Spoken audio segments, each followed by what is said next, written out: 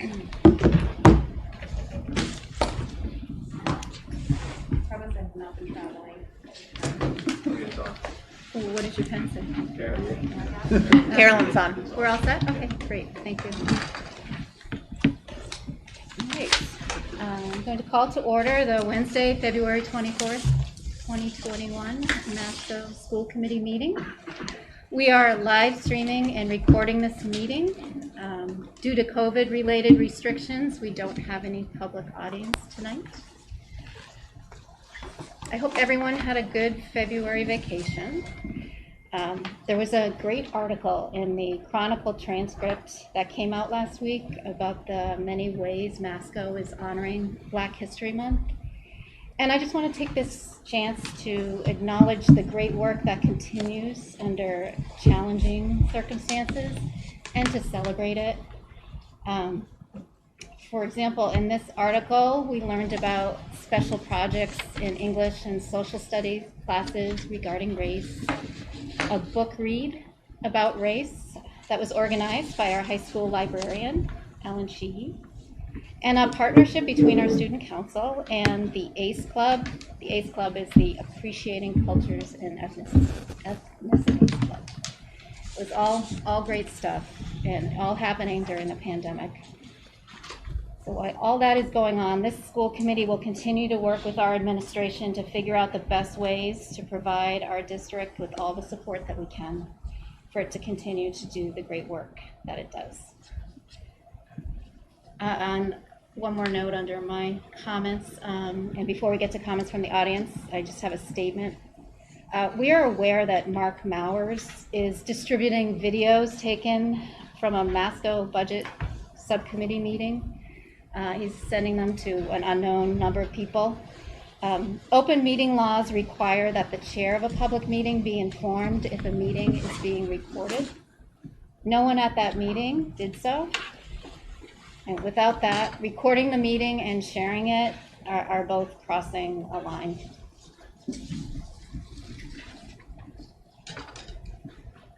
We'll move to comments from the audience. For this section, we have requested that emails be sent in to us as explained in our agenda that's posted. This week we received emails on 3 different subjects. The first group relate to the conversations we had in our last meeting about the cost of special education. And I've asked Terry to read one of them. Terry, would you do that? Okay, sure. Dear school committee members, I would like to call attention to this is from Gretchen Fishman of Oxford. Dear school committee members, I'd like to call attention to comments that were made at the end of the 2/3/21 school committee meeting regarding special education and transportation costs. While I do not think any malintent was meant, I do think it's critically important to point out how ableist and upsetting the comments were. Disabled people make up the largest minority group in the world. We are lucky in the U.S. and can thank our disability advocate forefathers who fought for inclusion and the right to free and appropriate education. While it's evident that school committee members understand the legal obligation you have to educate and transport our out-of-district students, it was clear that you aren't happy about it, even referring to the transportation costs as, quote, criminal. Additionally, the original meeting summary note stated that there were, quote, several concerns expressed about the impact of shifting funds from teachers to required special ed transportation. It is far past time to change our mindset regarding special education. Dr. Harvey and Patty Bullard have, in my opinion, based on the meetings I've listened to, done a great job representing costs factually with a "this is what it is" attitude, and without placing blame on special education as the reason for our budgetary shortfall. It is clearly a driver of expense, but they have presented the materials to you in a fair manner, without judgment. It's been on Patty's radar for years that there will be an increase in special education needs, and the fact that they fall during a time when we are already crunched due to the pandemic is no one's fault. For some school committee members to characterize the cost of our out-of-district students as taking funds away from teachers at the expense of regular education children is incredibly irresponsible. It perpetuates the idea that special education is a burden to the district budgets and a hindrance to, quote, regular education, which demonizes an entire population of children and models ableist ideas and language.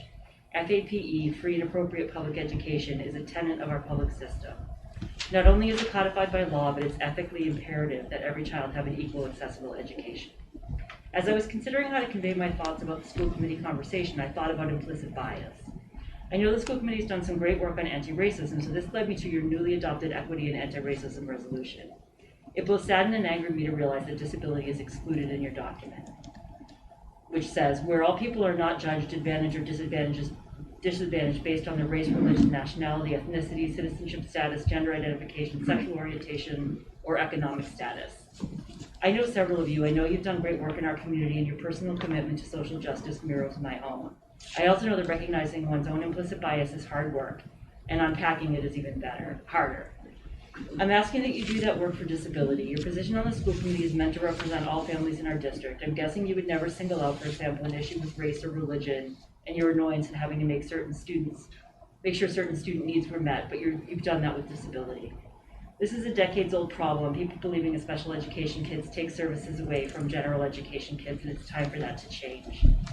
Part of the challenge here, I think, is that you don't fully understand the problem. Perhaps it's been made clear that the goal isn't always to get kids back in district, and that to do so might be more expensive than having them out of district. And I realize the transportation costs are high, but to call them criminal shows your lack of understanding about the actual cost of disability.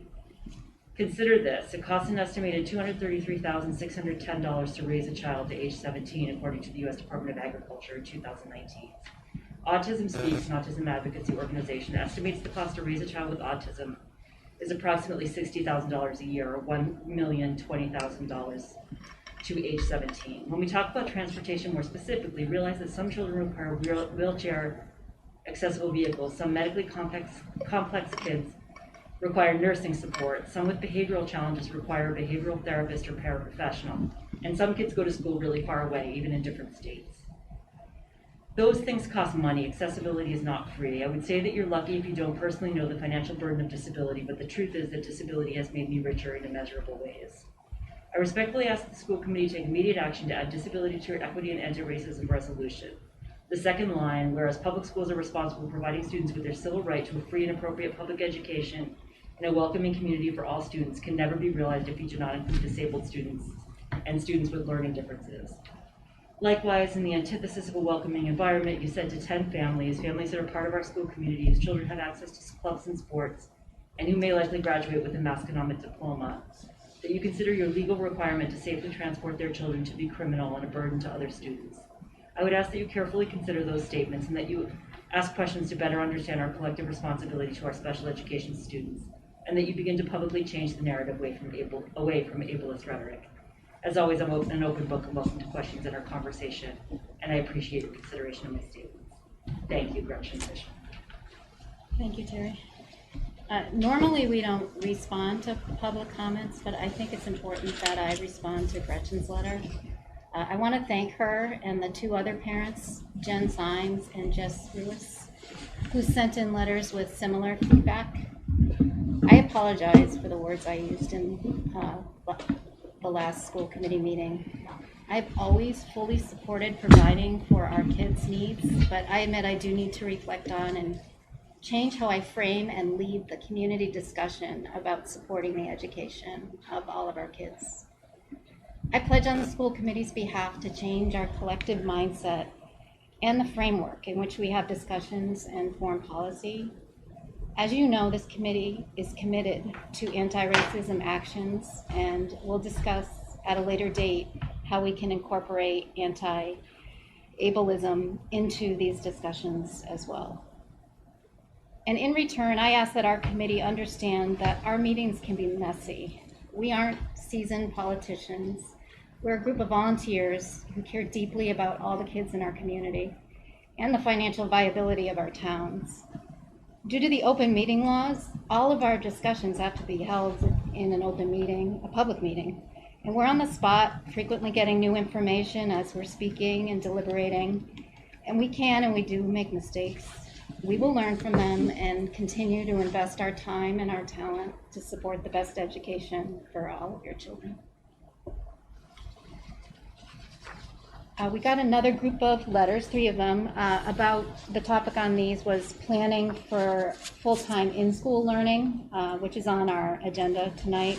I'm going to read one of them because it does summarize what the other 2 say. This one is from Jennifer Weidman. As we hear the discussions around phased approaches toward getting more students back into physical classrooms, has the MASCO School Committee established timelines, goals, and dates in which to make decisions and update the community on a return to the classroom approach? In relation to the goal of more students learning in person, has there been consideration given to identifying which families will choose to stay remote, allowing additional opportunities for in-person learning to those students who prefer more frequent access to a physical classroom? So as I said, we received 2 other letters about that as well. Kathleen Scarpato sent one and Jenny Gustafson did. And I have shared those with the committee so that they have that feedback. And then the last subject we received 1 letter on was about DESI's pooled COVID testing program. And I asked Tasha to read that one. Dear School Committee, I am disappointed that that MASCO has elected not to participate in DESI's pooled testing program. Having read the superintendent's comments about this matter in his blog, I am confused about the reasons he stated served as the basis of his decision to not participate. Some logistical concerns are valid, but these challenges could be met given careful planning and execution. I did not at all understand the superintendent's rationale that pooled testing may actually result in a reduction of safety precautions being followed, thereby leading to an increased risk for individuals in the building. If that were true, why would DESI support the pooled testing program at all? Does the superintendent have any empirical evidence to offer in support of his claim that MASCO's participation in the pooled testing might lead to an increased risk for the MASCO community?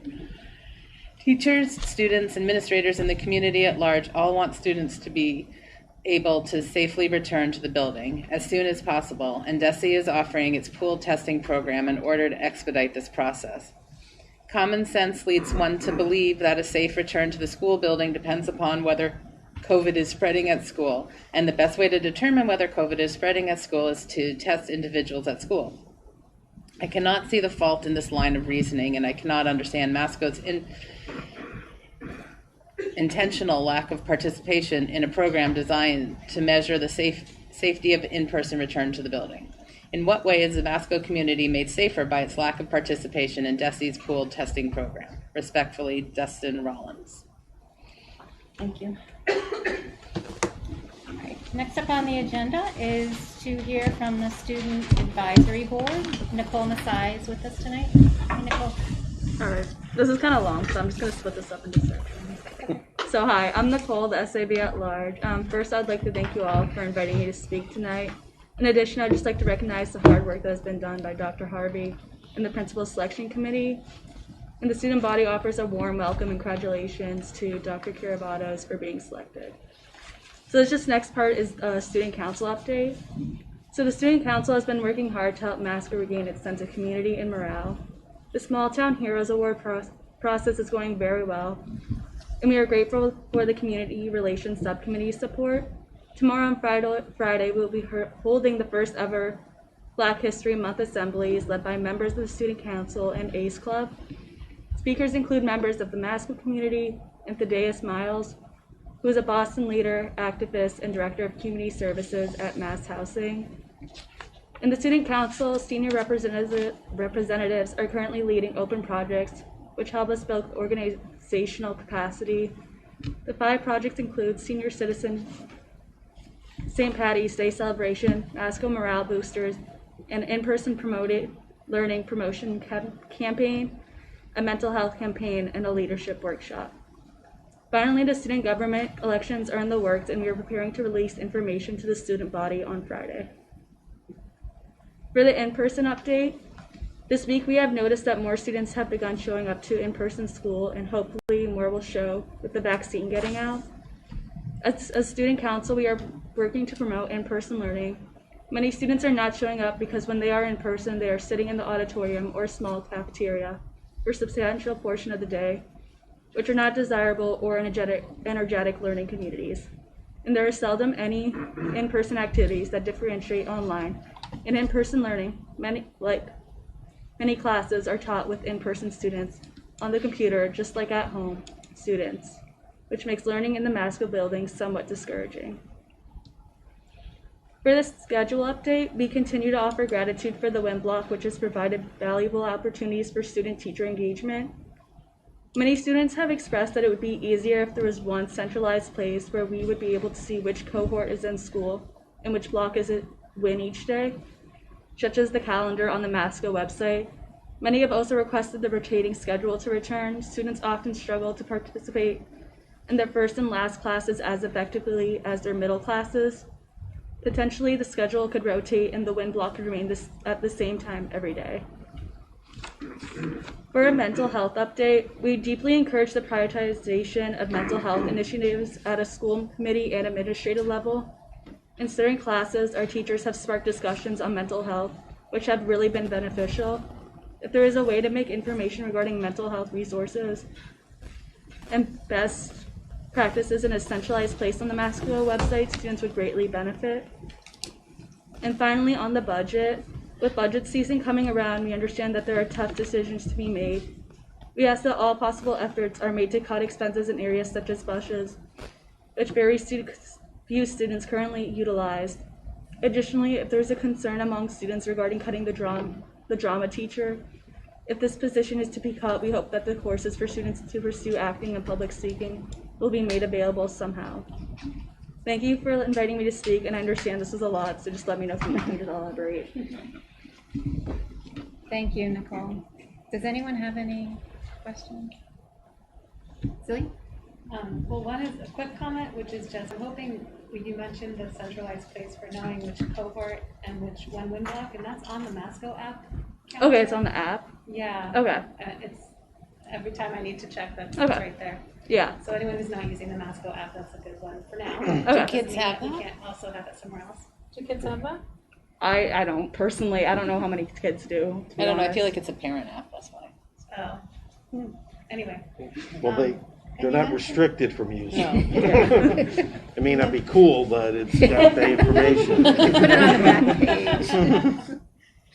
page. You mentioned in-person learning promotion campaign. Mhm. Is there, could you expand on that at all, or are you? Yeah, so there's a senior representative group. It's made out of 2 of the representatives, and we are just working on like a possible day, I think sometime in March, where we could just get the students who are like still in cohort B or cohort A but are still remain at home to just come in, so more students would feel motivated to come in and realize, oh, like we miss being in the building, would have a sense of like belonging at the school as well. Okay, thanks. And one more question. Sometimes people have asked so you guys are awesome student leaders. So there's a certain kind of personality type that ends up in those leadership roles. So when you're giving us feedback, I understand it's on behalf of everybody. Can you tell me what some of the methods are that you use to get input from the rest of the student body? Yeah, so a lot of the time, sometimes each like grade class will like put like a little like on the Instagrams, there's like an area you can say just like what are your main concerns. So the SAB will put that up and we can get a whole bunch of comments from there. We also hear a lot of feedback from the student council meetings that we hold and just among like peers.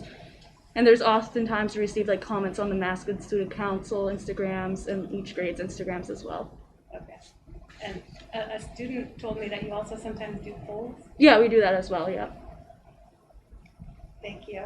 I just want people to understand that when you're giving us input, it's not just you talking to your 3 friends. I mean, your 17 friends, however many friends you have. Thousands of friends, But it's thousands, like I'm sure. you're making an effort to gather. Yeah. Bill? Real quickly, near the end of your prepared remarks, I thought I heard you say that there was one area that we should look at for cuts. Yeah. And I didn't It was just the understand. busing, I think, is what we were like Oh, noticing. busing. Yeah. Oh, okay. I just Yeah. didn't understand. Okay. Got it. Thank you. Yep. Thank you, Nicole. You're welcome. That was great. All right, moving on to the middle school principal report. Hey, Phil. Hey there. Hi, everyone. Okay. So this is all good news for tonight. Yay. All right. So I'll start with attendance. Our attendance continues to be strong between in-person and remote learners. We're averaging 97 to 99%. present each day. That's in line with what I've shared with you already this year, so that trend continues. On average, we're seeing about 150 students attend in person between the two grades and cohorts, and that's been pretty consistent for the month of February. It's definitely up, and it's continued to stay up since we saw the downturn in attendance before the December break, and then it's been steadily climbing over the past couple weeks. So we hope that that will continue into the spring, but that remains to be seen.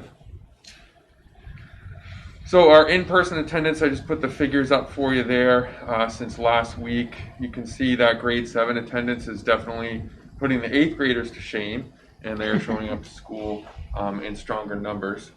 The one day there incomplete count, I have to give kudos to Mr. Monagle, the assistant principal, for taking attendance in the cafeteria. That's how I came up with these numbers, and he just wasn't able to get it done that day.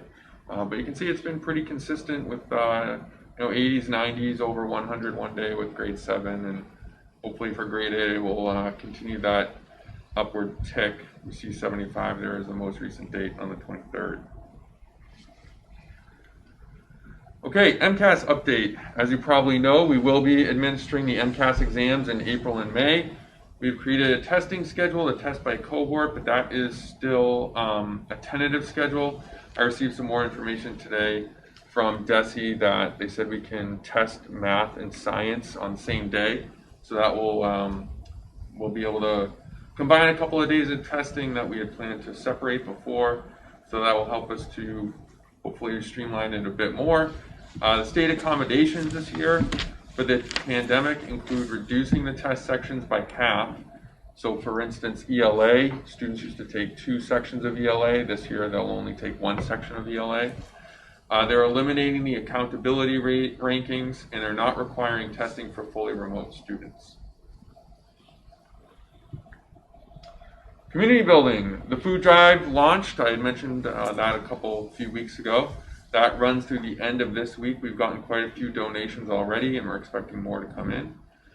Prior to break, we asked students to create Valentines for seniors, and that's senior citizens. We delivered over 150 unique cards to the 3 councils on aging in the Tri-Town. We had a parent representative help us out with the delivery of those cards to the 3 different councils on aging. They're very excited to receive them, very appreciative to get them. For a lot of the seniors who live in the 3 towns, that's one of the ways that they can connect to the outside world, and specifically to Masconomet Middle School students. So we're happy to do that, and we'll be looking for another outreach program for them this spring, tied in nicely with the Valentine's Day theme this year. MASCO Connects, that is the faculty committee that was put together to help inspire connectedness among the student body. They've been meeting regularly, and they are launching Middle School Spirit Week next week. So you can see what the themes are for the 5 days next week. It involves some kind of a dress-up type of thing, and points are going to be awarded to the teams with the most spirit, which is all going to be going towards the awarding of a chieftain's trophy at the end of everything to the team with the most spirit. So we're looking forward to that, hoping that students will really participate and take part in that, and it's open to both students in school and remote learners. Here are some photos from art class. I can't tell you too much about what kind of artwork it was. If Miss Amsler or Ms. Malinowski was here, they definitely could. But that's some of the recent artwork that students have completed. The ones on the top kind of left side there, those are all individual pieces that were put into a mosaic, and then the other 3 pieces you can see as well. MASCO excels. Mr. Tom Cobb, who's one of our social studies teacher, he runs and directs the MASCO excels extracurricular enrichment program. It's 100% remote right now. In the fall, we did have a couple of in-person programs that ran outside, but given the winter season right now, they're all running remotely. There's 8 programs that include over 50 students. And those are cooking, Among Us, which is an online web game, anime club, writing club, singing, baking, photography, and mindfulness. And they're all run by MASCO teachers, all run in-house. So students participate in those. You can see one of the meals they cook there in the middle. One of the students cooked. There's one of our other students down there on the left side posing with his dinner that he made. And then Mr. Cobb there over on the right with a couple of students in person who participate in Excels, and somebody on the screen there in the background too who's part of the program. So that's been going really well. We'll continue that through this session, and then they'll start it up again in the spring as well with some outside programs and things. So that's been a definite highlight for our extracurricular programs, especially since we haven't been able to run as many clubs and normal types activities that we would in a normal school year. This has been a definite highlight for students that they have enjoyed. And that's it. Short and sweet for tonight. I know we have a lot of work to do coming up, so that'll end it for the middle school update. Like I said, all good news. Thank you. Before I you guess we have a go, couple before you questions. go. Yeah. Okay. Bill? Yes. Two questions, both Sure. about MCAS. The combined, or doing math and science on the same day, is that really good for the kids? That's a good question, Bill. They told us today that we could do it to streamline testing because they realized the testing window and trying to test 2 cohorts is very challenging. Sure. Yeah, it's a lot of testing for one day. Really, it's going to be dictated by the logistics and the scheduling. We have to balance the high school MCAS testing with the middle school testing because we are all testing at the same time this year since the postponement of the high school test. So that will really dictate how we need to run it. One thing that we will do for that is if students who are taking the math test need extra time on the test, they would not take the science test that day, and we would give that to them on a makeup day. So that's how we would account for that. Unfortunately, like so many things this year, it's really driven by logistical and space challenges that we have to deal with. Sure. No, I totally get that. And the other question about MCAS, you said that it's not required for those that are fully remote. Correct. So what will happen for them? Because I presume they're still going to remain requirements. So they'll just have to take it at another year.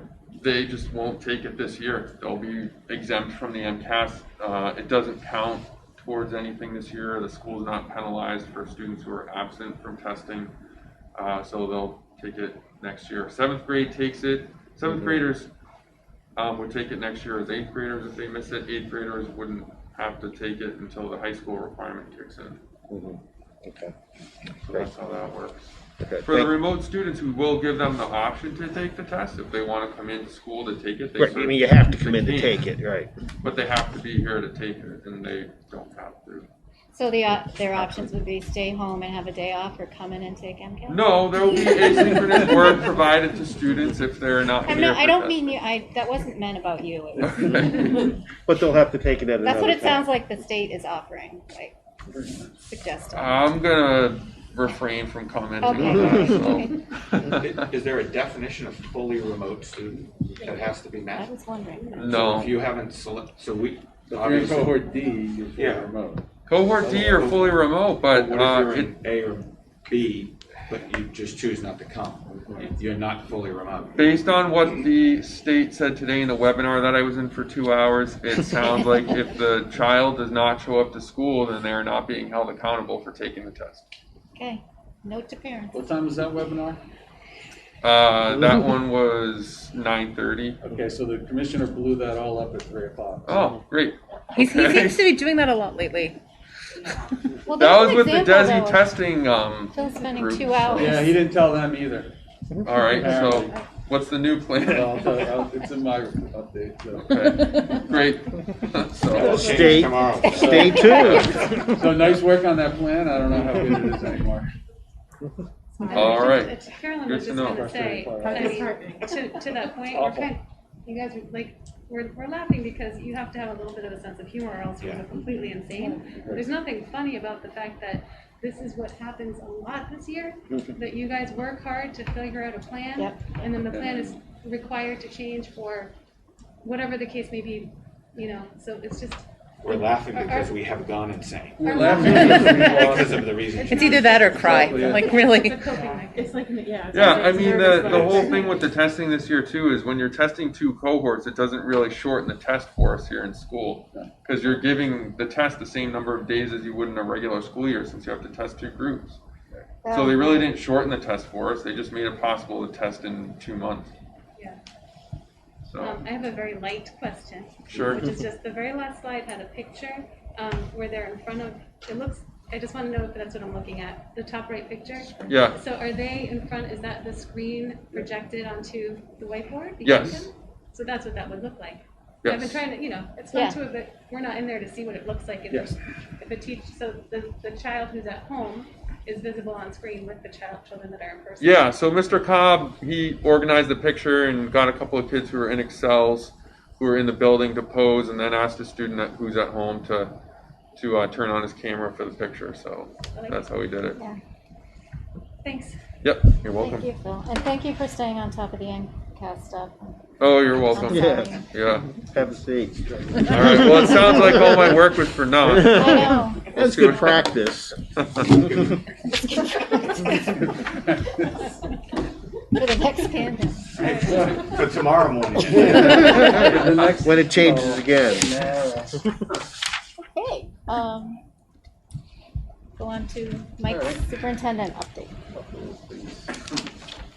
All right, so first off, it gives me great pleasure to announce the hiring of Mary Jo Karabatsos as the next principal of Masconomet Regional High School.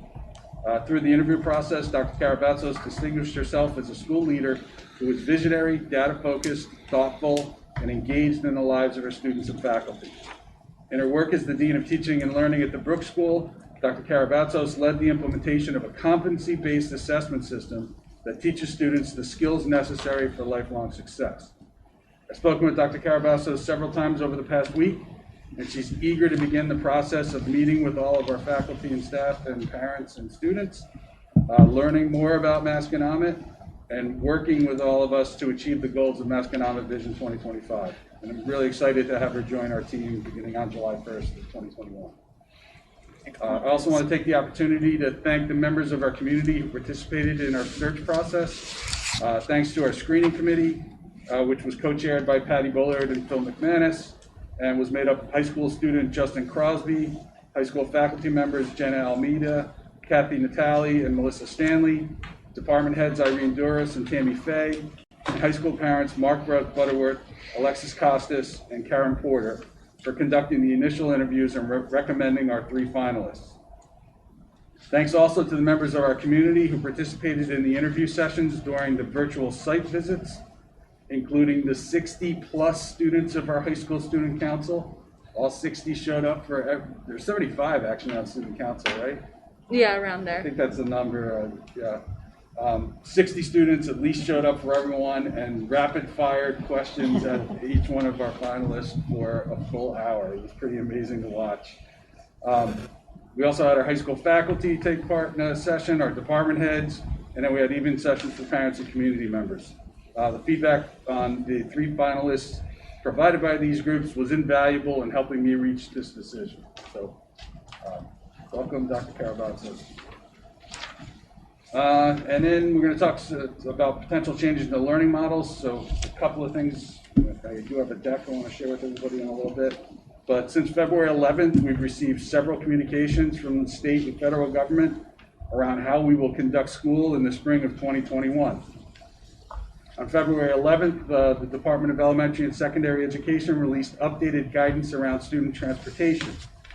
This guidance removes some of the restrictions relative to the number of students that can be transported on a school bus. On February 12th, the United States Center for Disease Control released operational strategies for K-12 schools through phase mitigation. This document presents guidance for the best practices to both safely open schools and to prevent the spread of COVID-19 in our communities.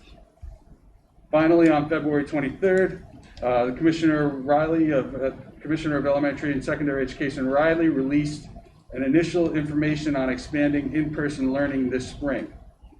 In this letter, the Commissioner expresses his goal of shifting away from remote and hybrid learning models and returning to in-person learning this spring, and promises a plan to be released in March that provides for a phased approach to returning students to the classroom, beginning with students in the elementary grades in April. And I'm going to be reviewing these in a little more detail in a minute. We'll just go to that.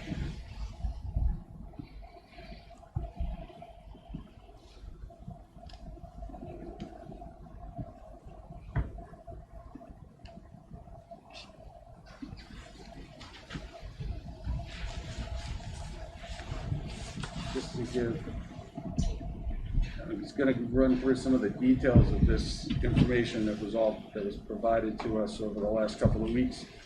And as I just kind of alluded to, there's even information that was as of 3 o'clock this afternoon that I'll try and share with you as well. So you can see that first off, we're going to talk about the transportation guidelines that were updated on February 11th. In regards to middle and high schools, they've removed the capacity limitations and physical distancing requirements for students on buses, except for those middle and high schools and districts with high community prevalence, which is anybody who's read. For middle and high schools with high community prevalence, the capacity limitations of physical distancing requirements on buses are amended to allow 2 students per bus bench. So remember back in the summer when we had those cardboard cutouts of kids on the bus and there was, one staggered seat all the way through? No more. We really don't do more than 2 high school students per bench anyway at this point. In normal times. In normal times. They're too big to get 3 in a... But they're saying that there could be 3 as long as we're not in the red. Yes. Right. There could be 3, especially, and that's more elementary schools where they're actually small enough to fit in the wider seats with 3 little kids. With our bigger kids, we're not going to get... So said differently, with our buses, you can put 77 students on the bus. Right. There's a couple of kind of things that I think we'll get a chuckle over all of this. You're allowed to do these things if you maintain adequate ventilation, which means you have to keep the windows on the bus open at all times during operation, at least 2 inches. And I love these lines from the department. In adverse weather conditions, every other window can be opened. Districts should develop a rain plan to keep students dry when riding the bus in rainy conditions. Now you I'm have to pulling my provide. hair out over this stuff. Now you That's have what I'll to. be doing tomorrow at 9:30. I believe I'm sending Jeff down the market basket. I'm joking about this, and we're gonna get a bunch of plastic bags. It's just like develop a rain plan. I don't understand. I love that they just say, you guys can figure this out. That's really what You it go comes do down that to. and do it for tomorrow, please, and then we're gonna change And it. if anybody's ridden on a school bus anytime recently, you understand there's no overhang on a school bus. When it rains, the rain comes through the open windows. So it'll be an interesting thing as to how we're going to develop our rain plan.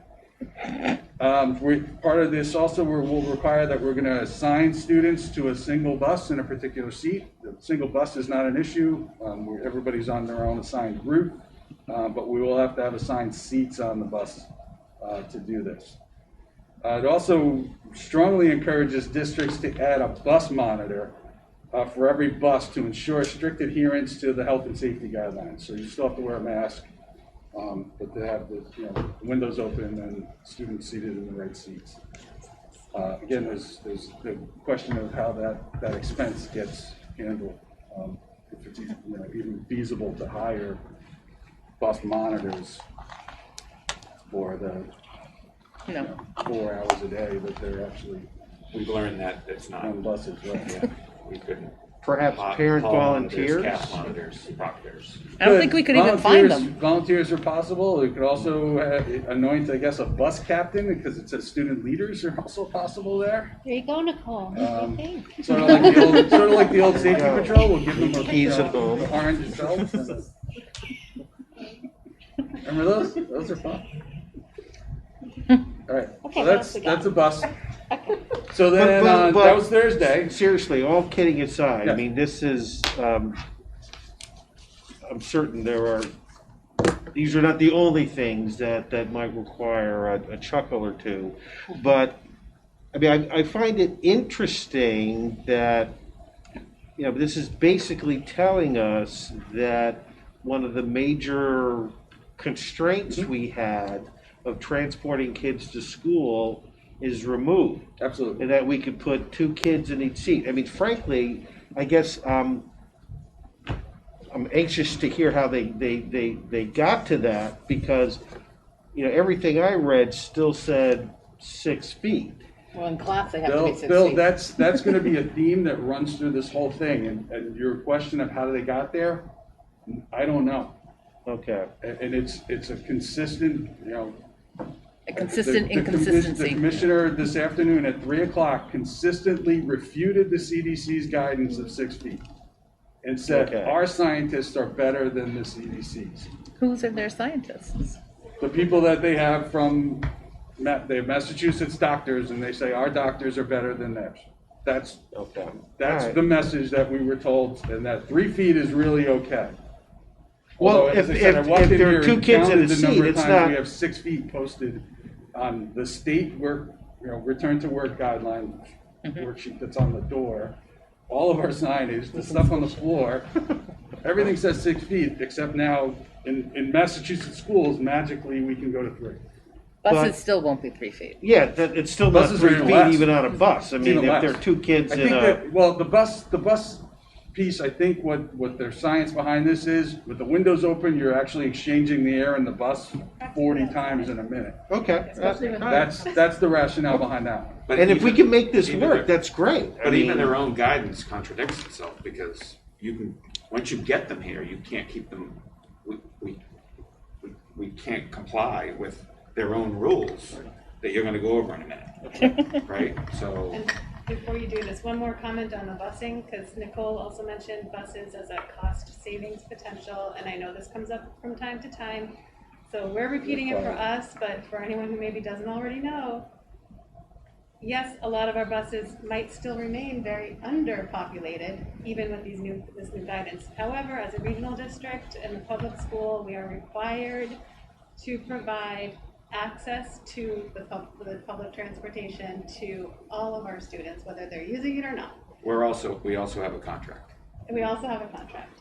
So, But so even that if we wanted point to is get rid of the kind moot, contract in but 3 what years. this does do is it just removes the fact that before it might have been harder to fit everybody. If they did all want to choose to ride the bus, we have to have the option. We have to have a seat Did for I say each that body. accurately enough? Mhm. Okay. Absolutely. All right, so moving on to, as I said, Friday, the 12th of February, the CDC released the operational strategy for K-12 schools through phase mitigation. The CDC is very clear that these are recommendations for schools. They are not mandates. They don't actually have the ability to mandate anything, locally as far as the CDC goes. CDC's operational strategy recommends what they call a 3-pronged approach to keeping schools open, and the 3 prongs are mitigation strategies, indicators of community transmission, and phase mitigation, learning modes, and testing. And we'll kind of go through what those all mean. In terms of mitigation strategies, there's 5 that the CDC recommends for schools. First off is universal and correct use of masks. Second is physical distancing. Third is hand washing and respiratory etiquette. Fourth is cleaning and maintaining healthy facilities. And the 5th is contact tracing in combination with isolation and quarantine in collaboration with the local health department.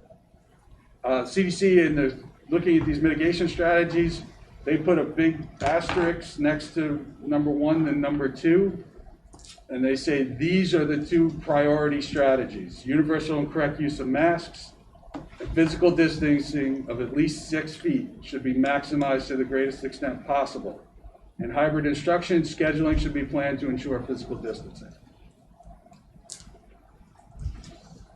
So when we talk about mask wearing, I kind of went through this. As I was reading this document, there was a lot of things like, oh, we did this. So I wanted to kind of capture that for everybody to sort of say, look, these are all the things that we've done following these guidelines. So mask wearing. We've required masks for all staff and students throughout the middle and the high school. We've purchased disposable masks for faculty and staff. We have a supply of masks for students procured who do not have one on a given day. I think Jeff said like 1 million masks did we buy or something? 100,000. 100,000, sorry. My numbers are off by a factor of always. Still 100,000 masks. We've also purchased N95 masks and face shields for staff and students who have some higher medical needs. In terms of physical distancing, we're supposed to establish school policies and procedures to promote physical distance of at least 6 feet, according to the CDC. We've arranged all of our spaces in the building to ensure this 6-foot distance, including our classrooms, our offices, and our cafeteria spaces. Our hybrid schedule uses alternating cohorts to achieve 6-foot of distancing, and that's one of the things the CDC says is if you can't do that in your building with everybody in it, then create cohorts so that you're keeping groups that are isolated and not crossing into other groups so that you're minimizing spread. So the hybrid schedule really is what is designed to do that. And that's why we have alternating cohorts that are not in, that are in with the same group of people on the same days. We've installed physical barriers in spaces where maintaining 6-foot of distance is difficult, and we've limited our visitors to the school. Mitigation strategy of hand washing. We've hired day porters to ensure adequate supplies of hand washing materials are available in our restrooms. We have signage throughout the building reminding of hand washing techniques. We've distributed hand sanitizers to every classroom. We have 75 automatic hand sanitizer stations that are placed throughout the building. And we ordered portable sinks throughout to the field house for use for students to wash hands during lunch. In terms of facilities, there's a couple of different things under facilities that the CDC recommends. The first is maintaining cleaning and healthy facilities. And so in terms of cleaning, we've developed enhanced cleaning protocols and disinfection protocols with our cleaning company. That include increased frequency of cleaning and disinfecting, focusing on high-touch surfaces. Vetted day porters to clean and disinfect during lunches, to stock cleaning supplies in the bathrooms, and to disinfect our high-touch areas. And we've supplied EPA-approved spray sanitizers to all of our classrooms. And also with healthy facilities, there's a subheading of modifying layouts. And in this case, we've rearranged all of our classrooms to maintain the 6-foot of distancing between student desks, and the student desks are all facing in the same direction. Also under facilities, there are physical barriers and guides. And so we've installed signage throughout the building. When you walk in the hallways, you can see that there's arrows telling which side of the hall to walk on and which directions to walk in. We've also installed plexiglass barriers where necessary, such as our office spaces. Also, in regards to facilities, CDC recommends no sharing of objects, and we've eliminated that practice in where there were routines, such as in our art rooms, our science labs, and our shops. We're also supposed to look at our water systems. In this case, we did cap all of our water bubblers. So if you walk around this building, you'll see any water fountain has a cap cover on it that's locked on there. And we installed bottle filling stations throughout the buildings. Also in facilities, we had communal spaces. So the recommendation was to close the communal use of shared spaces such as dining halls, stagger use and clean, and consider use of those larger spaces for academic instruction to maximize physical distancing. And that's exactly what we've done. We've moved our lunches into our field house, repurposed our cafeterias as overflow classroom spaces, developed a seating plan in our auditorium, and for the fall, at least, we had a tent installed on the back field. Food service is avoiding offering any self-serve food or drink options, and this is what we've done for our lunch service. So all of the lunches are grab-and-go bag lunches. And this is a big one for facilities, pertains to ventilation. And so improvement in areas of improvement in ventilation in our schools. Back in the fall, late summer, early fall, we completed an indoor air quality study, which found no air quality issues. We've completed maintenance on all of our air handling units. We've replaced all of our air filters in our classrooms, rooftop units, and science rooms with MERV 13 pleated air filters. We also, as an additional step, installed HEPA air filters in all of our high school and middle school science classrooms. And we've set the economizers on our HVAC equipment at the required position to ensure proper air exchange. More ventilation. All of our classroom univent fans are serviced and are running 24/7 to filter and exchange air. Our bathroom exhaust fans were serviced and replaced and running 24/7 for, again, air exchange purposes. We've also, as I said, serviced our HVAC units, cleaned the coils with a germicidal bacterial disinfectant, and those units were set to run 2 hours before the start of school and turn off 2 hours after the start of school. And again, the goal is maximizing air exchange. We evaluated every one of our exterior windows to ensure that they function and to complete any repairs on those as necessary. More ventilation. We inspected and serviced all our boilers and cold weather equipment. We installed box fans in every classroom to facilitate additional airflow. And we installed medical grade air purifiers in our nurses' offices, our isolation rooms, and in approximately 25 interior office locations where there's no access to outside air via an exterior window. So the next mitigation strategy we talked about is contact tracing. And this has been a pretty big undertaking for us, and I think we've been very successful with it. We've communicated the importance of staying home when individuals were sick. We developed and outfitted isolation rooms in both schools for individuals who exhibited symptoms while in school. We developed a COVID response team to complete contact tracing and identify individuals that need to quarantine. We did that hand in hand with our local public health organizations. And we also hired classroom monitors to provide student supervision in cases where staff needed to work from home due to illness, quarantine, or other COVID-related needs. So the next prong of this three-pronged strategy is indicators of community transmission. So the CDC says we should be looking at these two metrics: the total number of cases per 100,000 in the past 7 days, and the percentage of NAAT or PCR tests that are positive within the last 7 days. And it also says if the two indicators suggest different levels, the actions corresponding to the higher threshold should be chosen. And there's a reason I included this, because it's, again, some cognitive dissonance when we actually look at some of the numbers here. So the CDC gives a 4-stage scale, blue being the lowest, and then moderate yellow, orange substantial, and red high transmission. And they say anything over 100 total new cases per 100,000 people in the last 7 days is red.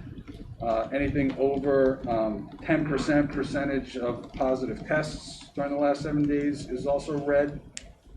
And they also, so the CDC does this all on a county basis. They don't do it by town because it's a national workup that they do. And so when you look at Essex County, Massachusetts, as far as the total number of new cases per 100,000 people in the past 7 days, this I accessed on Monday. We were at 176.54 for the county, which is red. But our percent positivity is only 3.21, which is blue. How does that happen? More tests. A lot of tests. We give a lot of tests in Essex County is really what. Because it's just a percentage of positive, so we must be giving huge numbers of tests on a daily basis. This number, the 176.54, actually I peeked at it again today. I think it's like at 176.4 something today. So it's trending downward. It has been trending downward. When you look at, they have a graph that goes all the way back to actually last February. So it is on a downward trend, but you've got, identified as a high transmission area, at least for that metric. And as I said, it says when you have a split like this, you should be looking at the higher side. So So we should use these metrics then to make decisions about learning modes and testing. From the CDC, this says to make these school opening decisions, school and state territorial, local, and tribal officials should take the levels of community transmission, information on adherence to mitigation strategies, and data on COVID-19 cases and numbers of people in quarantine into account. And so when they translate this into sort of this menu of how things should look, depending on what the color transmission level is in your locality. So first off, across all four of them, they say all schools should be using the universal and correct use of masks, physical distancing, hand washing, respiratory etiquette, cleaning and maintaining healthy facilities, contact tracing in combination with isolation and quarantine. They also say that diagnostic testing, and we'll talk about testing and two types of testing, but diagnostic is one of them, that all symptomatic students, teachers, and staff and their close contacts should be referred for diagnostic testing. And that's across all four areas, which is exactly how we handle these things right now. CDC says if you're in the low transmission or the moderate transmission, those schools should be open for in-person instruction and physical distancing of 6 feet or more to the greatest extent possible. If you're in orange, and I cut out the elementaries because we're just specifically looking at middle and high schools for us. Middle and high schools in hybrid learning mode or reduced attendance, and again, physical distancing of 6 feet or more is required. In high transmission, middle and high schools in virtual only instruction unless they can strictly implement all the mitigation strategies and have few cases. Schools that are already open for in-person instruction can remain open, but only if they strictly implement mitigation strategies and have few cases. So that's the guidance on where schools should be based on these four areas from the CDC. So for the orange one, it says physical distancing of 6 feet or more is required. They didn't say to the greatest extent possible, they said required. That's what it says, yeah. Yeah, these are copied and pasted from the CDC. They can't require anything. They can't require anything, Right. and that's Yeah. when But that's a notable difference, like Yeah, it is. between to the greatest extent versus required. Quick question before you leave this. I'm just thinking back a couple of pages where the total number of new cases per 100,000, puts us off the chart because it's Essex County. Do we know what that number would be if it was just our three towns? So the towns, the state does this by town on a 14-day average, so I don't have that. Okay. So even do we know what it is on a I don't 14-day? know, it usually comes out on Thursday, I don't know what last week's was. I mean, I'm just thinking, that if the case could be made that, yes, the Essex County number is the deepest shade of red possible, but for our specific three towns, it's actually more, blue. Yeah. I mean, that would be good to know. It is good to know, Bill, but I also say, this area is so condensed that I was thinking about that question myself and thinking, all right, I went shopping and I probably hit 7 different towns over the last weekend in Essex County. Sure. And so, if I happen to go to Newburyport and they're red and Ipswich isn't. Mm-hmm. Well, you shouldn't go to Newburyport. Yeah, I shouldn't if go they're there.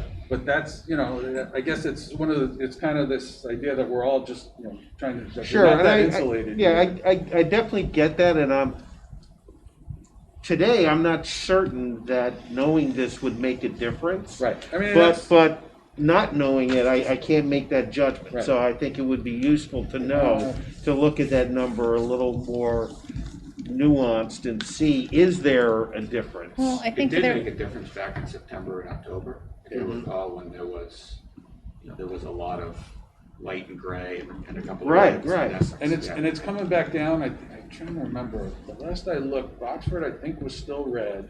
Oxford's been read in every update. Middleton- Is that the same In the measure? no, it's not the same as this though, it's the Yeah. Massachusetts number. Measure, And I don't know yeah. what the number, don't know offhand what number classifies you, but just as far as the color coding, it was Boxford was red, Middleton was yellow, and Topfield was no color, the Nice. not green, but whatever the one is, even below the green. It's gray, yeah.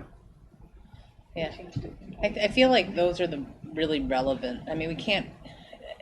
The problem with our county is it's extremely diverse, and when you're talking about like highly dense populations that by nature are going to have more COVID than the rural communities. I mean, we were trying to separate out the jail from Middleton, which really seems like they get less than that large community now, so it's flipped. But you know, I feel like we should be paying attention for the subject of putting our kids into school as to.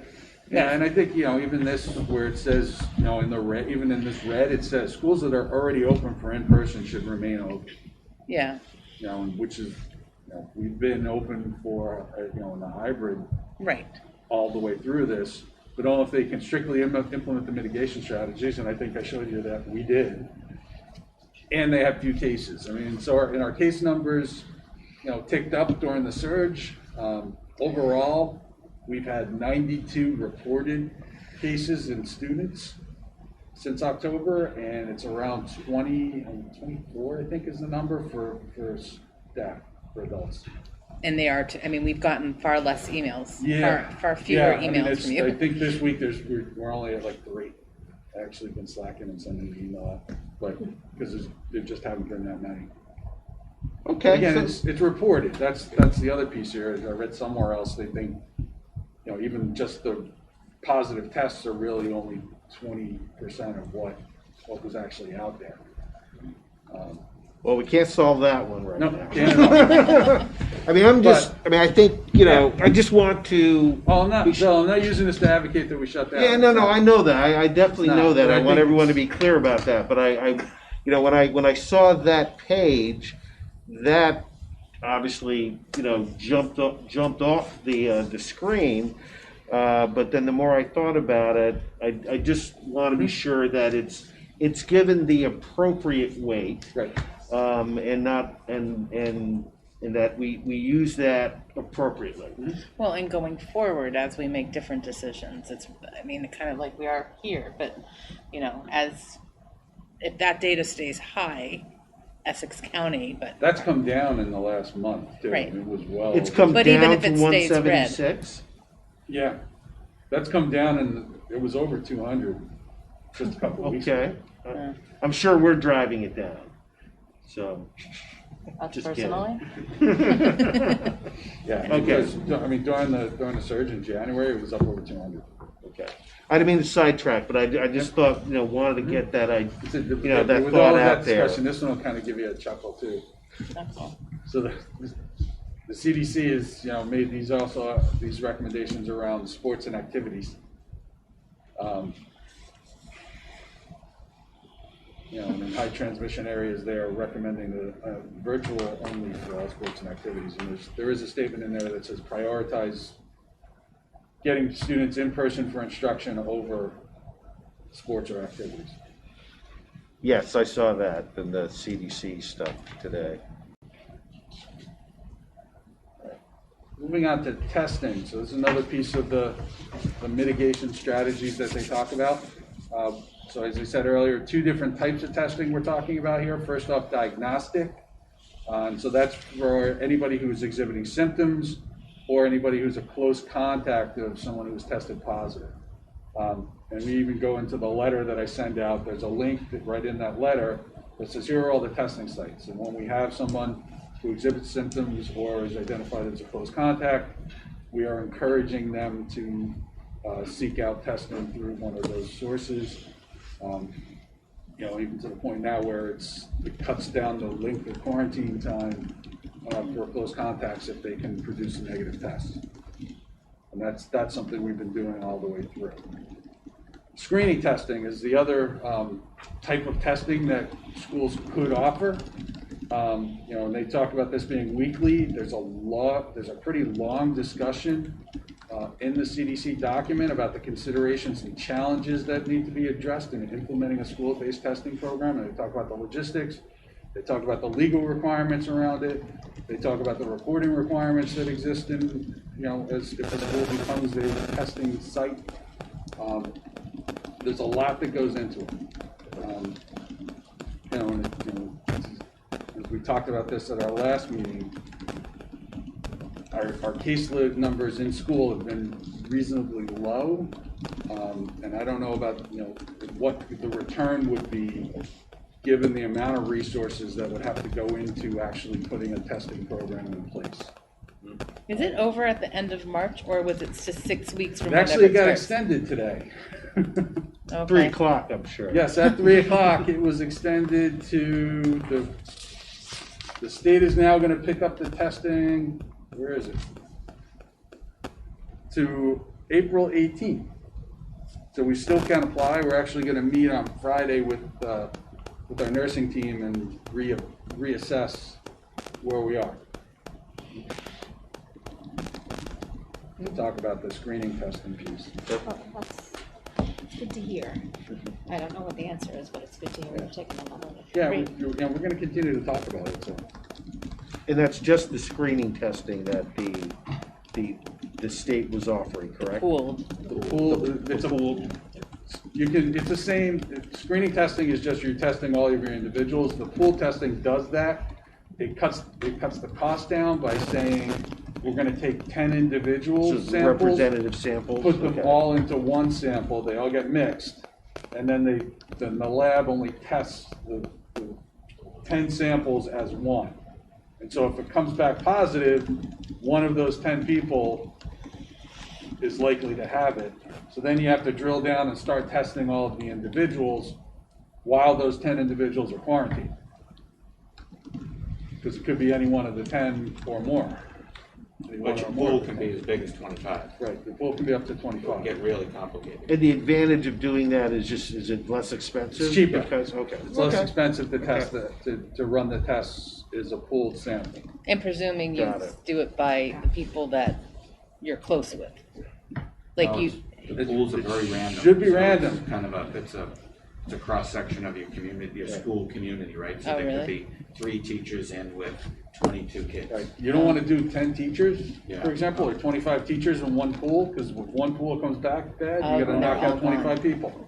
oh, yes. So, you know, you would have to mix in adults and students in the pooled samples. And they recommend that if you do pool testing, that everyone participate. So that means. But it's got to be voluntary. Right, so it's all your secretarial staff, all your teaching staff, your paraprofessionals, all the students. It's everybody in the community. I remember from our discussion at the last meeting, there was a significant cost to this. Is that right? Am I remembering that correctly? So so the state originally, when we talked about this at the beginning of the month, Okay. was offering to pick up the cost of the testing and some support for the logistic, system setup for it. And that was going to go through the end of March. Okay. This afternoon, the commissioner said they've Okay. now received more funding and they're going to go through April 18th. which I Okay, think all is right. probably I April just wanted to make vacation. sure I have that straight. I think that's because there's fewer districts participating than they It originally. was 100, so it's an interesting number that they keep reporting. It's about 150, and what they say is schools and districts. So you could in a district just identify one school to participate. You didn't have to do the whole district. And so they have not delineated. There's 320 school districts roughly in the state. They haven't really differentiated how many all districts are all in, or how many districts just said, this school has had some issues, or we should screen there first. Thank you. So we don't know. Mike, can you just remind me from the last conversation what the frequency of the testing is in the pool program? Every week. So, but it's just once a week, so does it, is it one day a week they test everybody, or is it everybody in the population gets tested once during the week and they're testing regularly? Second. Second. Thank you. Yeah. And the concern was. Yeah, because we wouldn't have the capacity to test everybody in one day. Right.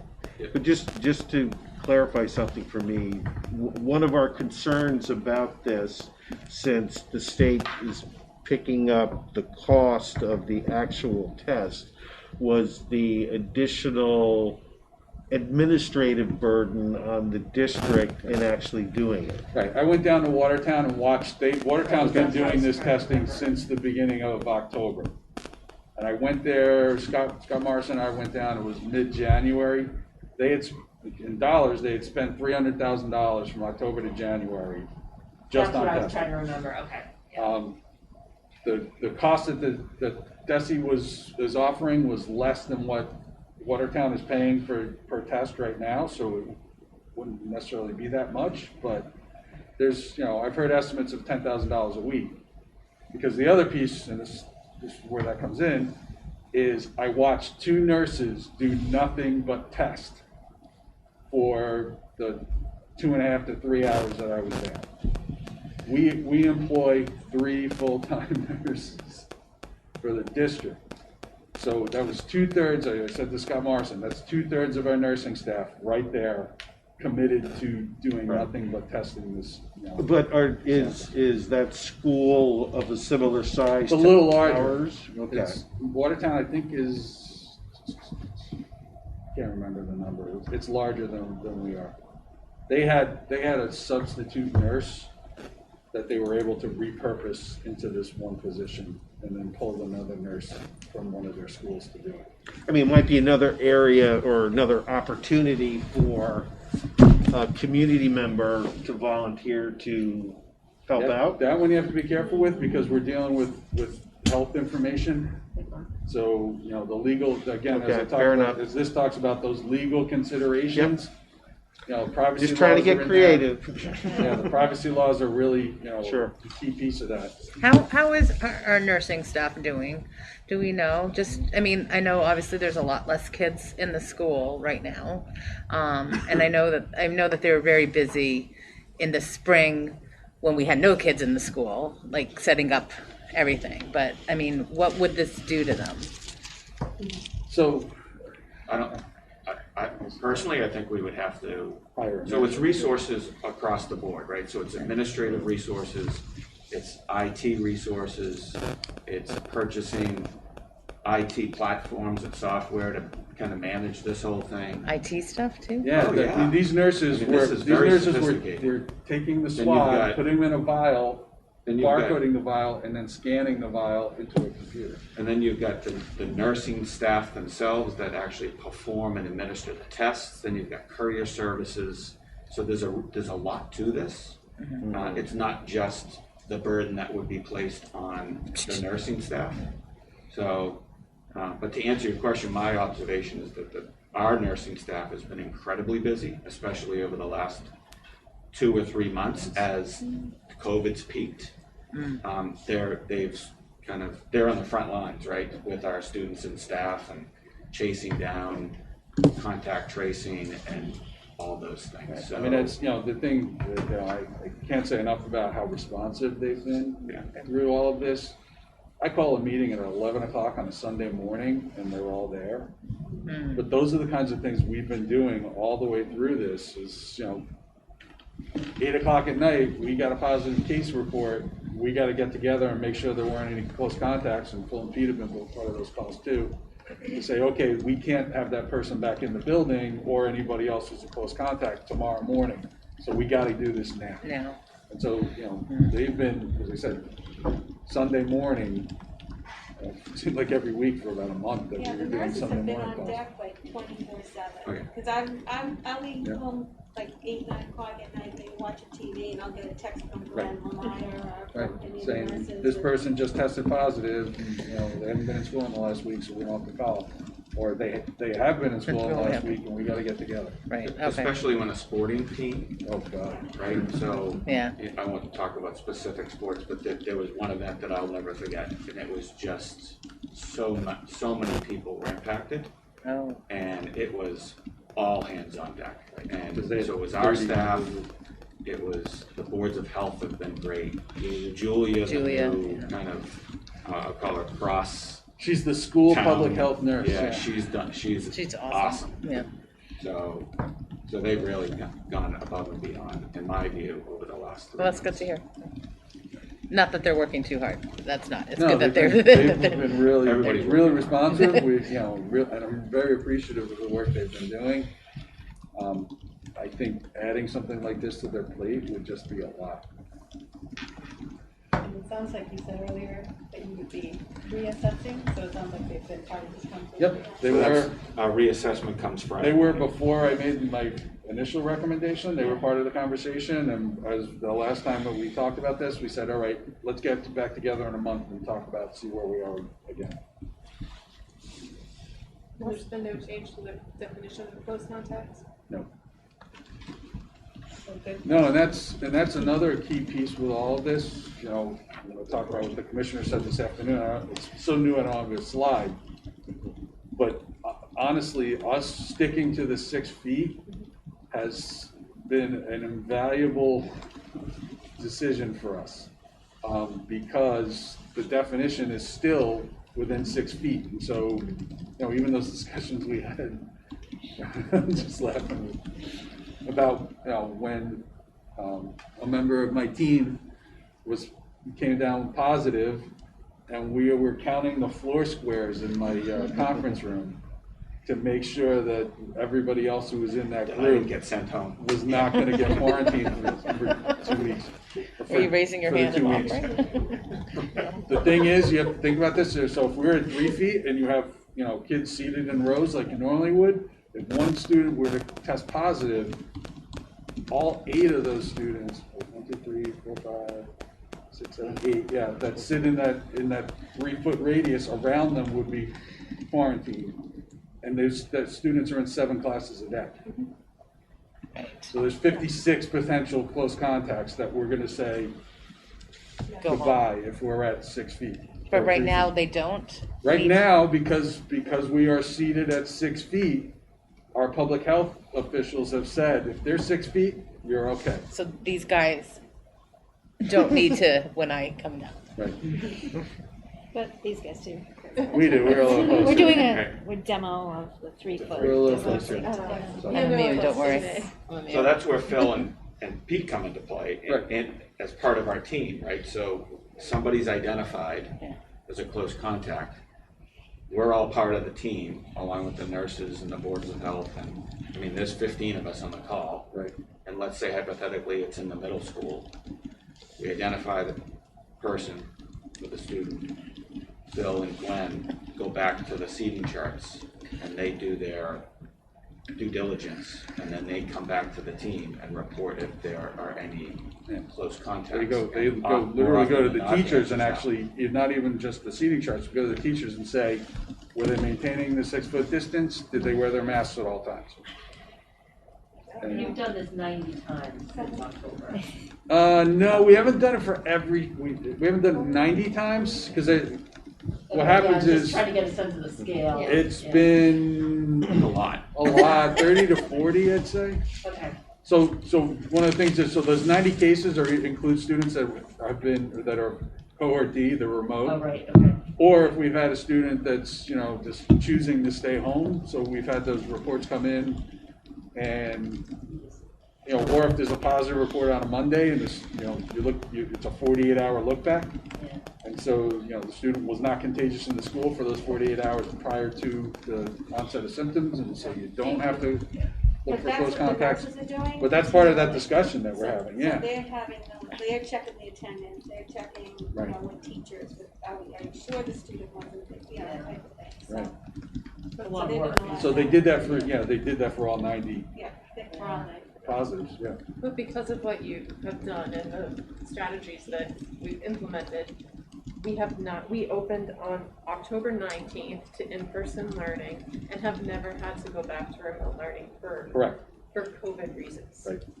And And I think that- I'll also add on that, we have 0 evidence of any in-building spread. I 0. think- From yeah. every one of those 94 students, 92, we've actually gone back and been able to say, where did they get it from? And it wasn't in school. Yeah, I think that's important to emphasize, is that we've not had to go back to full remote learning because of COVID. And it could be an argument for 6-foot distancing, because we don't necessarily know that, but the CDC seems to think 6 feet is the thing. Right, and the devil advocate who says that there's been no evidence of in-school spread. Yeah. The argument to that argument is that this is why, Right. because we're doing 6 feet.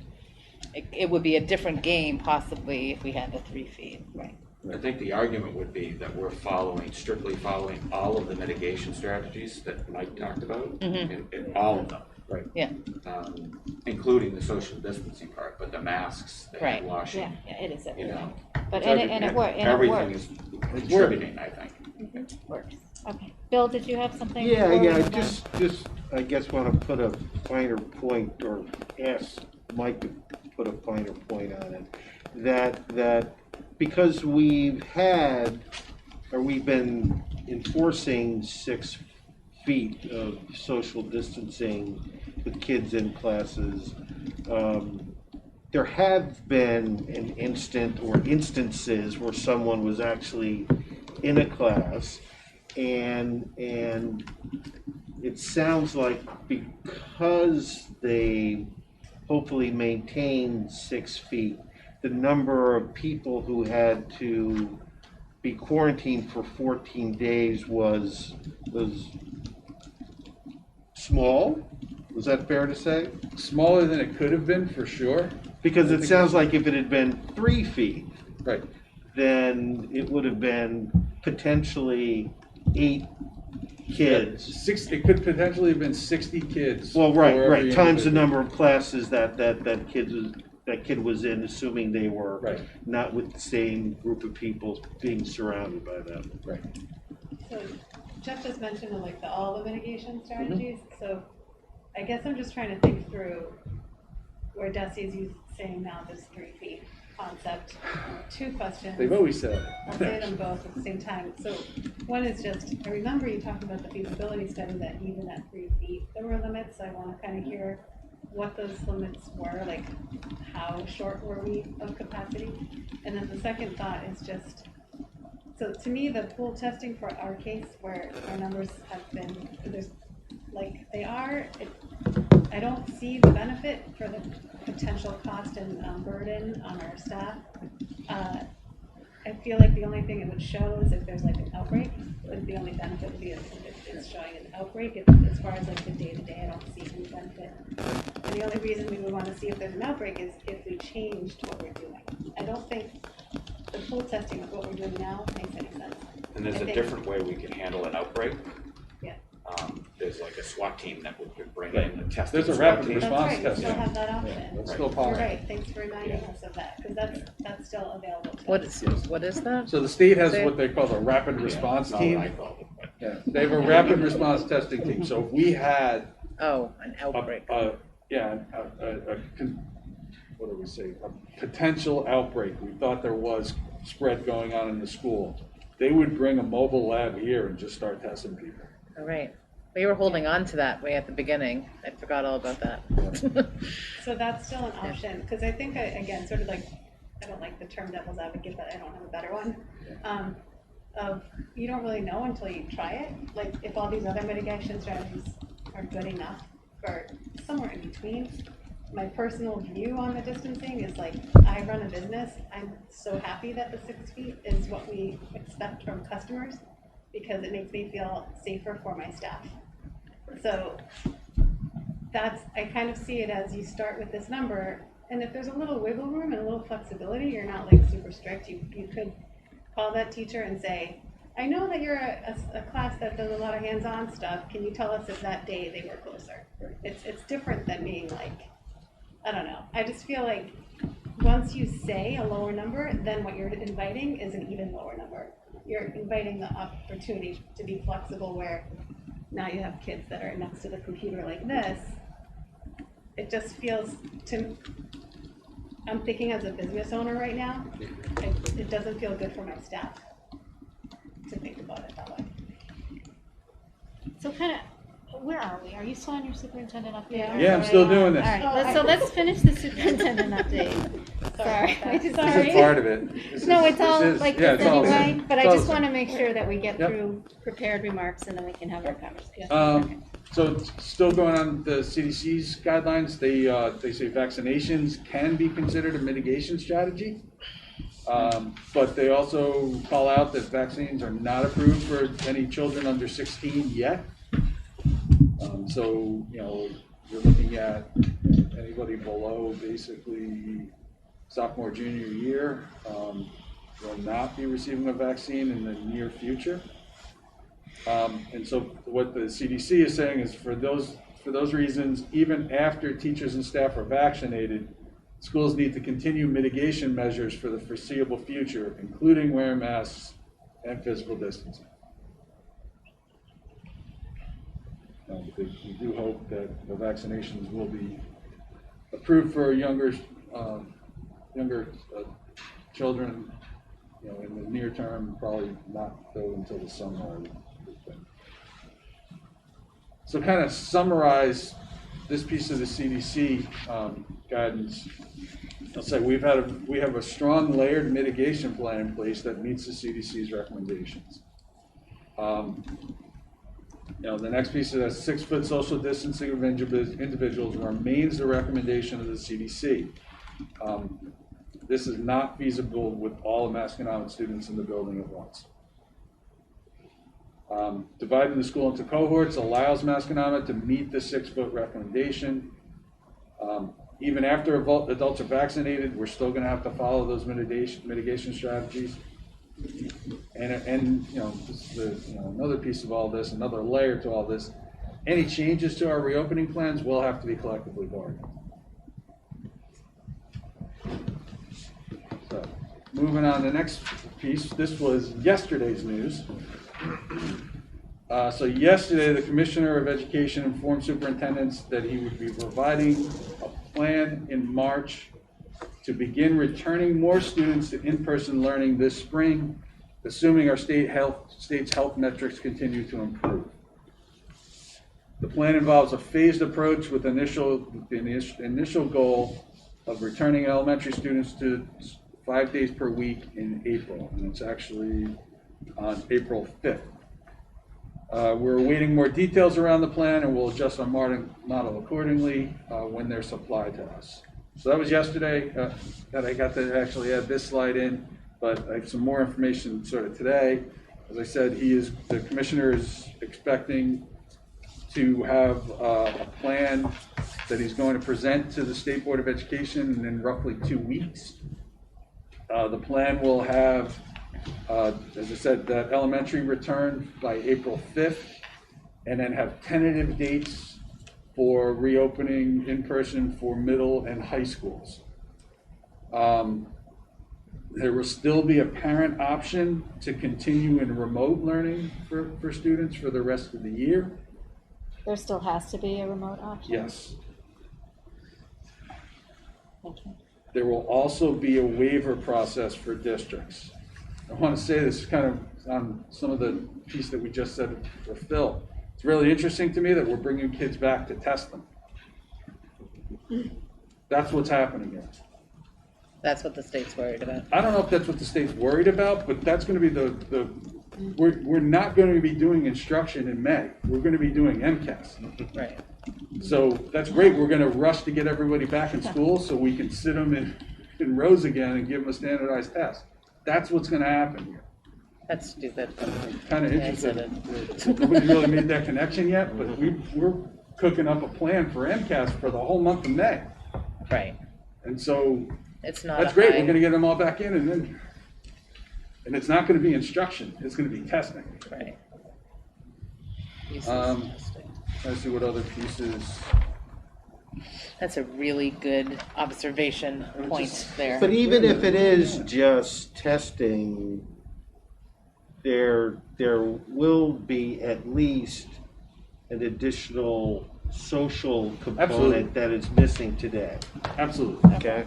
Absolutely, Okay, good and point. it's, that's what I said, we're gonna see what these details are, and we'll adjust when we can. I mean, what the commissioner is really saying is what the proposal he's going to put forward is that he's going to ask the State Board of Education to remove the allowance of remote and hybrid instructional hours to count towards the 990 hours of instruction.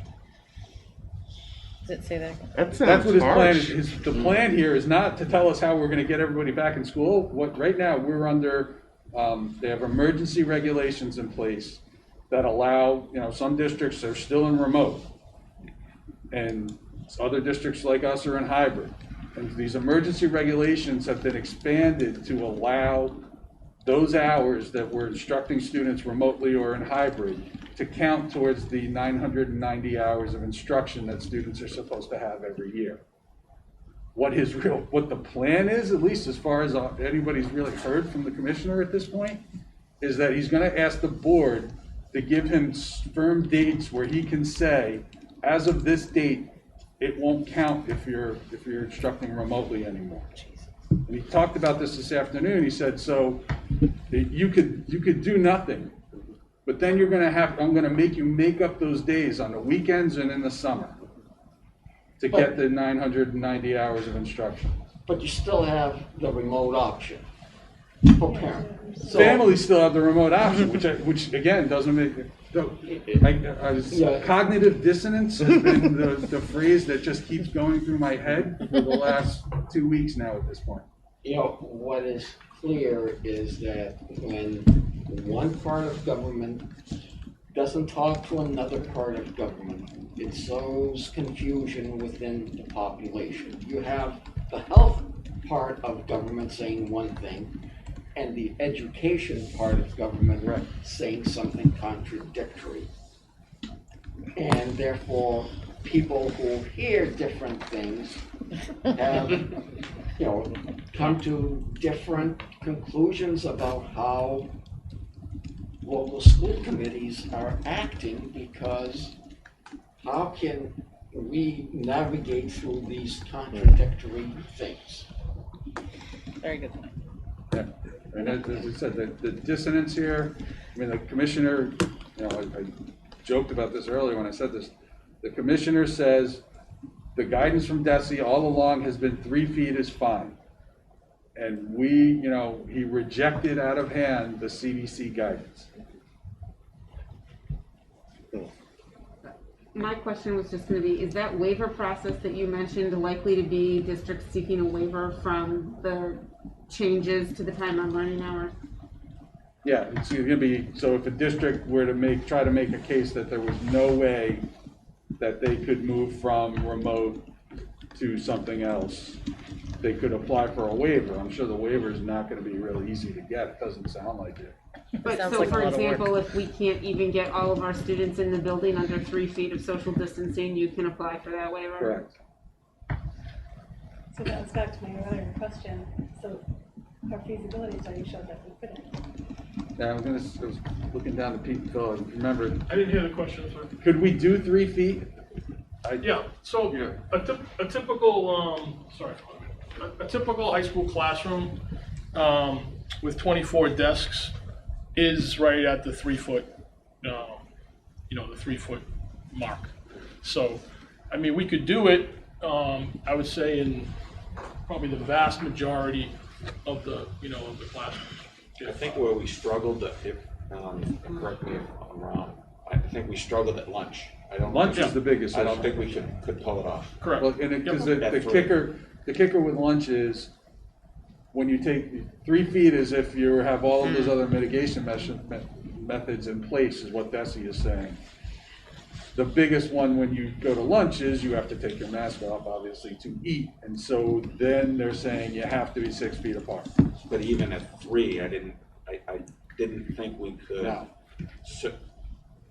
go to our typical spaces, the small, large half, and pull it off. We couldn't do that. So we have to stay in the field house. Well, even just Or even the tent. tables wouldn't seat everybody. Yeah. But DISA says that kids don't need to eat lunch. Well, the commissioner, he referenced lunch today, because I know that's we're not the only school that's in this piece. I mean, Jeff's daughter goes home at 11 o'clock with a brown bag. There's every no day lunch because there's no lunch at Tewksbury High School. He referenced it, but again, it was, like what he said was, well, some people have figured this out, and so you'll get information from the field on how other people have solved this issue. And that's the plan at this point. So when you Which say really makes me confident. lunch doesn't work in the cafeterias, but does the field house work with 3-foot distancing for the lunches? Yes. Yes. Oh, it does? It would work at 3 feet, but you can't do 3 feet with your mask on. You can't? You can't? Unless we, So what you do is you bring the buses in, you load them on the We bus. have them eat on the And bus. immediately the windows open. You can eat In a on the bus driving with range. open. No, I don't know. But then the bus monitor would yell at you. Do they eat in the classrooms if you had a bag lunch situation? Where somebody delivers it to the classroom? that creates a different issue with the teachers Supervision. and staff And supervision of students and Cleaning the building. logistically getting. Yeah. But you would still have the 3 feet versus 6 feet. So DESI isn't saying it's okay to take your masks off less than 6 feet. No, They didn't say anything about I didn't that. say it. what he said was, I know lunch is an issue for a lot of you. He said, we took care of the Get back to buses.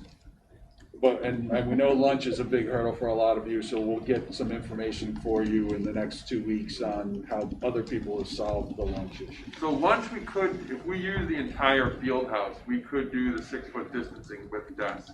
Right. Right now, we don't have about a third of the field house set up. So there is room to use it? Nothing's in No. that? Is that all your We supplies? could not have everybody in the building. What's that? We couldn't have everybody in We the building. barely pulled off Right. having, Half.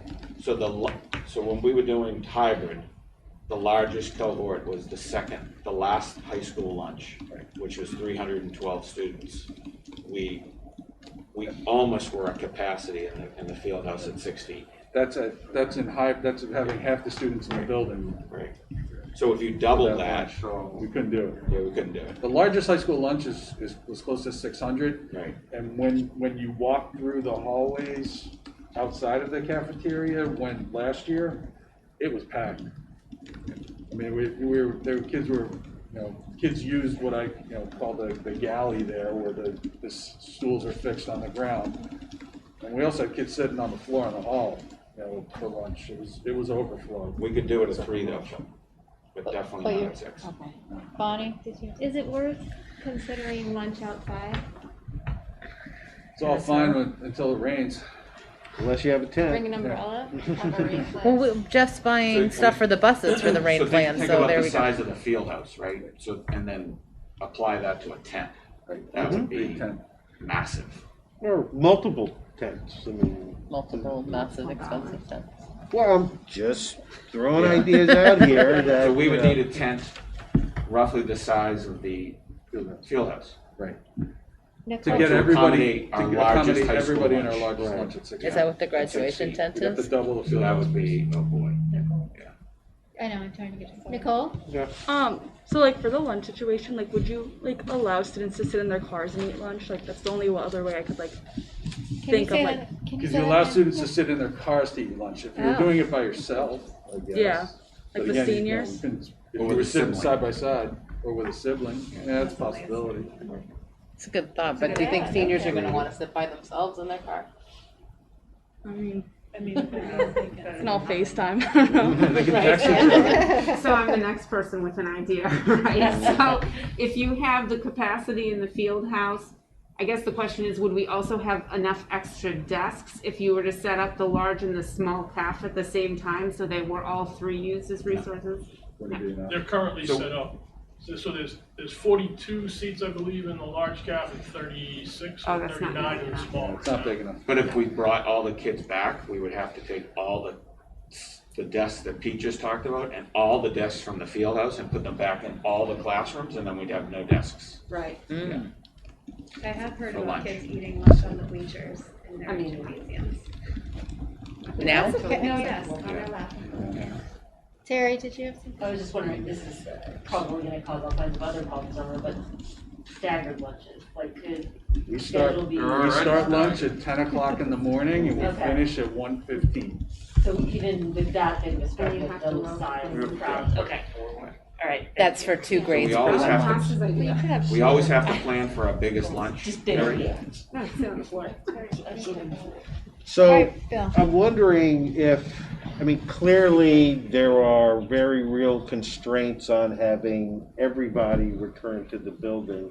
But what if we were trying to solve accommodating the kids who want to come back versus the whole lot? Because I'm wondering, and I don't know, but my guess is that if we were to ask, that there may be a material number or percentage of students that don't want to come back, and that instead of these numbers that are impossible to accommodate, the real number that we'd have to accommodate is actually something that might be doable with some other steps. So I just want to put that out there for us to think about that. Would that be like combining A and B cohorts and coming every day? That's the possibility. Again, you have to make sure, again, the cohort piece is a key piece to, Mhm. No, I get strategy. that. So we want to try and make sure that we're not having some kids alternate days and some kids come in every day. I mean, that. Well, I'm thinking of But between A and B, that there's a number who would love to come in every day, and there's also a significant percentage that don't want to come in at all. As we've seen over, since we started hybrid, how the numbers went down. So can we accommodate 5 days a week the kids who want to come in, and the kids or families that don't want their kids to come in? They are fully remote, and that's the way it is until we get through this. unfortunately, we can't do that. Right. Unfortunately, that last piece is what we can't do, and that's what hangs it up. Why is that? You can't deny somebody who wants to come back. No. So I Bill, guess I'm we- not saying that. I mean, right now in our experience, we've seen, a number of people were in cohort D from the beginning, and then over the course of time, the number of people who have gone fully remote has steadily grown. So they can stay that way, but if can we accommodate all of those who want to come in? And if they can, if they but change we and they can't want prevent- we can't prevent somebody on the other end from changing their mind later and saying, I want to come back. but I'm not. We don't If we know fill that up- if we that's fill up the room with the cohorts A and B who are coming. right. The room is full. And then you decide you want to come back to school. You're a troublemaker. Who do I tell now has to go out? Can't do it. Right, because you pushed that. That's the issue. I think, Bill, the limited number of students actually coming in the hybrid model Right. is because the alternating, days. Mm-hmm. If there was an option to come, 5 days a week, more students would want to come. Well, if more students were in school, I think more students would want to come. They don't want to come because there's only a couple kids in each class. All right, hold on. Kristen's had her hand up for a while. Yeah, And then I'm the one who Pete raises has my his hand. That'll teach you. I still raise it for I you. think all of this is a really excellent conversation because for me, getting everybody back in the building as much as possible, I think is a huge priority. My concern in the conversation right now is though we're talking in all these hypotheticals about who wants to come back, who would come back, but nothing about the way in which we are teaching is going to change if we still have a cohort, whether it's 30 students or 100 students that is home. We are still going to have staff that has to teach to both. And right now, we started with a very low number of those students, and everybody else was in cohort A or B coming every other day. Those numbers dropped and dropped and dropped, and nobody has been able to articulate well, other than they're probably not enjoying it, or it's just as easy to learn from home. So I'm questioning if these students and their families want their kids in school so much, why are they not coming on their assigned days now? What is going to change about their learning experience in the building if they're there 5 days a week but doing the same thing, still having to learn through their computer, still having to wear a mask, still having to be 6 feet apart, still not able to fraternize with their friends in the way they normally would? We're not significantly changing the atmosphere, and yet something has said it's just easier to stay home and learn remotely. That's why we have a huge portion of our cohort A and cohort D who are supposed to be every other day, and they are at home. So I want all the kids in the building, I want everybody in the building learning, and I want them learning effectively, which something about the way the model is working for their all of the students, I think has to change. And just getting cohort A and B combined to come 5 days does nothing to change the learning experience, because you still have all those kids at home. So if I saw, for example, all of cohort A and all of cohort B coming back on their days and engaging in the building and had that energy in the building, I would be much more inclined to put serious effort into manipulating our building spaces and our materials to make it easy for everybody to come back. I just don't know that they're gonna come, because I don't know what we need to do to change. We've been talking about this for months. Why aren't they coming? And I can't answer that question. I know my own child does not like to come to school. That's a whole other topic. He's got all his own issues. He comes on the days that he is scheduled to come, and he stays home on the days he's not. And it took work to get him to the point where he felt comfortable with that, but he doesn't like school now. He doesn't like to engage.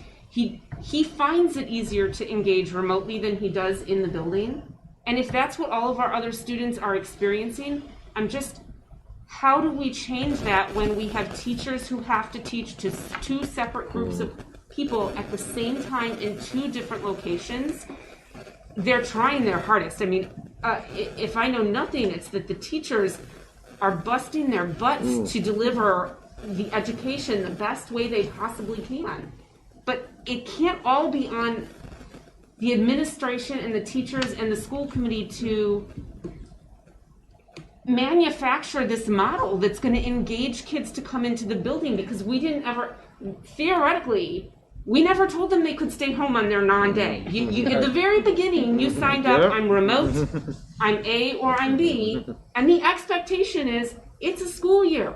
If you're A, you're in school on A days, and mom doesn't call you in sick and say, oh, it's a remote day, you're in the building. And yet we're not getting kids in the building. So how do we answer that question? And instead of sitting here going, where do we buy another 600 desks? How many tents do we need to buy? And where can we fit the bodies? I think we have to address the question of what will make them come back if we cannot be in a normal school environment. Sadly, a later start time. All right, Pete, did you have something to say? Yeah, just to add, to piggyback off of what Kristen said, I think, and I think it's kind of just maybe a rhetorical thought or a rhetorical question that I think is important. On the one hand, it would look like, today's February 24th, right? So it would look like, oh, we've got 4 full months left of school. It's a 10-month year. We've got 4 months. But I think if you look at what we've heard tonight and what we've talked about, so Mike reports that the commissioner basically said, and correct me if I'm wrong, Mike, but the commissioner basically said in 2 weeks there'll be more information, right? So that's going to put us into March to say more information. We know that we only have 3 weeks of school in April. We have a week of April vacation. We know that the entire month of May is going to be eaten up with MCAS testing in the high school with juniors, sophomores, AP testing, and then we have the freshmen getting MCAS tested the first week in June, and we know that June is only 2.5 weeks. So the reality of it is that by the time we get information back from the Department of Education in the middle of March with a probably suggested, right, this is where we're moving, and then everyone's going to have till X date in order to be able to get to a certain point, there's not going to be a lot of school time actually left. And so one of the things that I would suggest that we all, in all of our roles, think about is, and I'm not saying, I think this is a great conversation.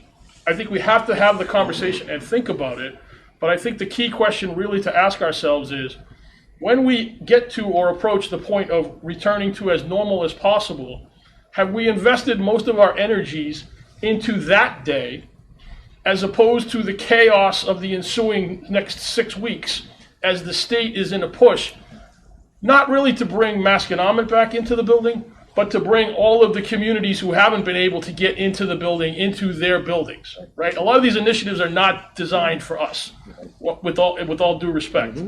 Doesn't mean we're batting 1,000. It doesn't mean we don't have warts on what's going on. It doesn't mean that it hasn't been a challenge. To Pete's point, more than half of the students in the state are still remote. Fully.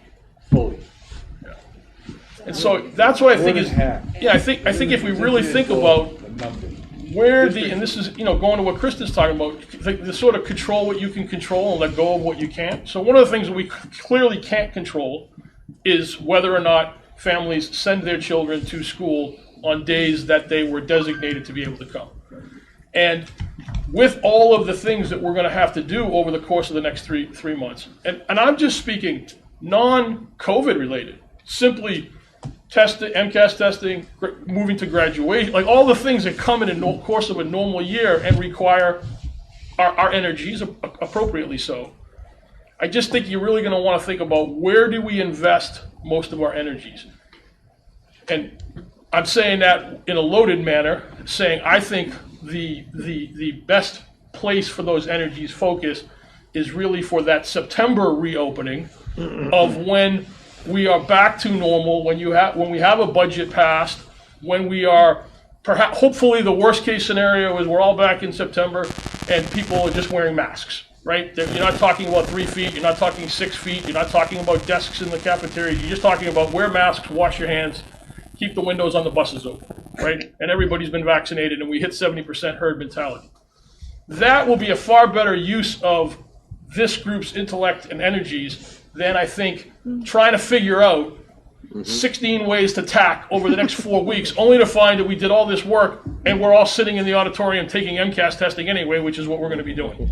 So I just wanted to add that as a thought. That was very helpful. Yeah, Thanks, made it really Pete.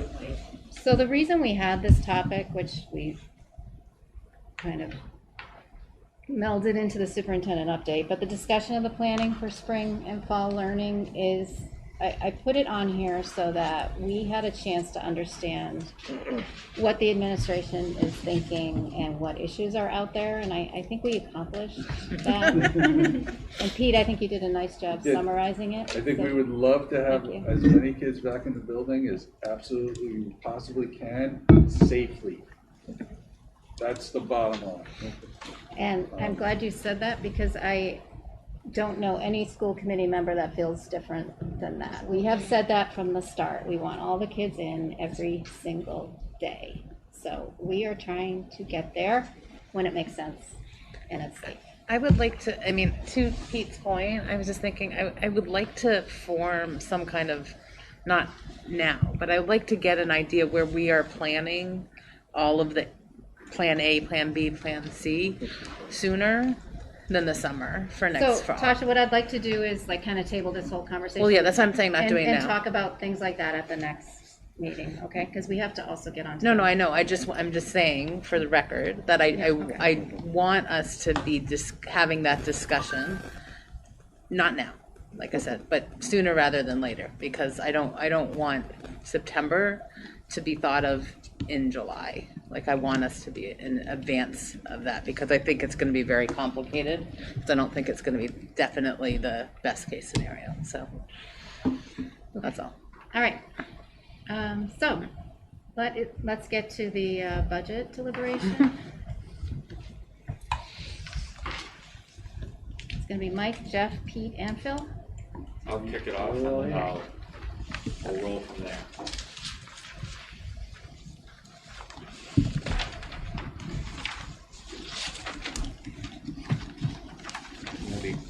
We'll go through the first three, Mike, real fast. Okay.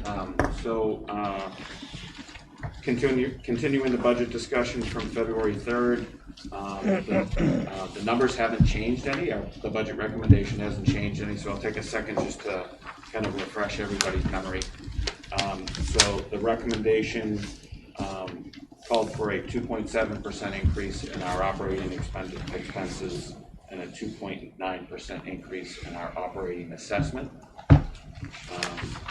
When we applied the operating assessment statutory methodology that we utilize, that resulted in a operating assessment decrease for Boxford of 1.4%, an increase for Middleton of 3%, an increase for Topsfield of 8.7%, and again, an overall increase for the district of 2.9%. And you might be asking yourself why the difference between the three-member towns. And in the most simplistic terms, the primary driver behind the statutory methodology is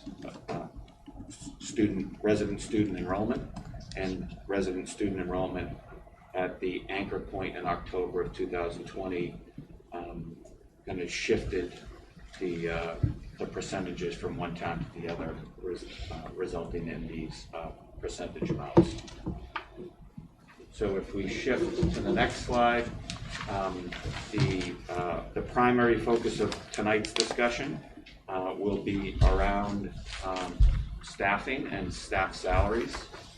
And we've asked Pete and Phil to come back to lead the discussion around the proposed staffing reductions that we had presented at earlier meetings. Mike, if you could just bounce to the next slide.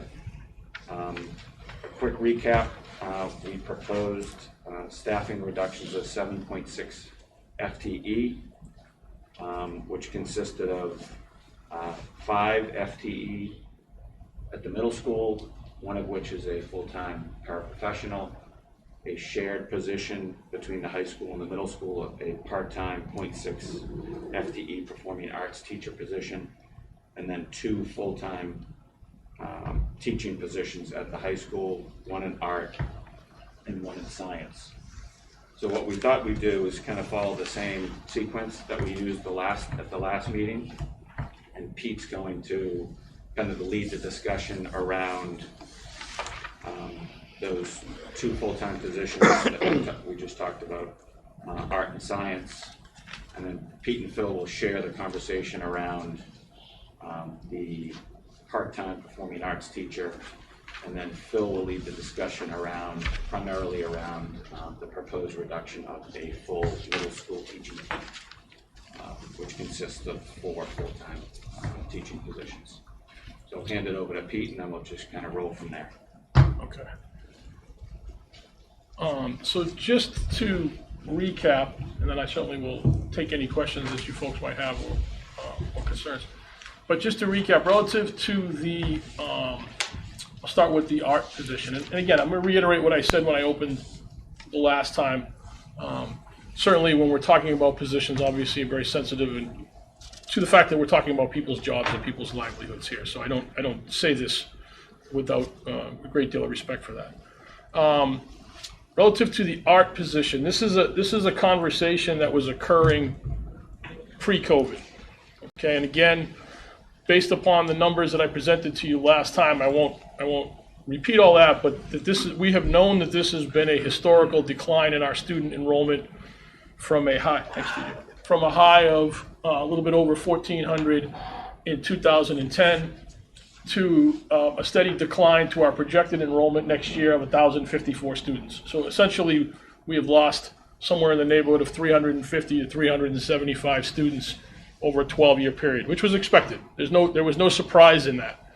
And that is not only a local trend, it's a statewide and it's a national trend, okay, relative to baby boomers, kids moving through, and so that's been occurring. And the work that we started with that predated Mike and Jeff's arrival. It was work that we were doing as a group here, for those of you who were on the school committee, with myself and Patty and with the prior administration. We knew those trends were coming, and we were having those conversations. And we know that the high school staff is more veteran than the middle school staff. The middle school staff had more recent hires, so that when the turnovers occurred going through the 90s and the early parts of the 2000s, the high school staff had turned over first, and then the middle school staff turned over afterwards. And so for the last 10 years, 2010 till current, there were some strategic retirements, more of which occurred in the high school than did in the middle school.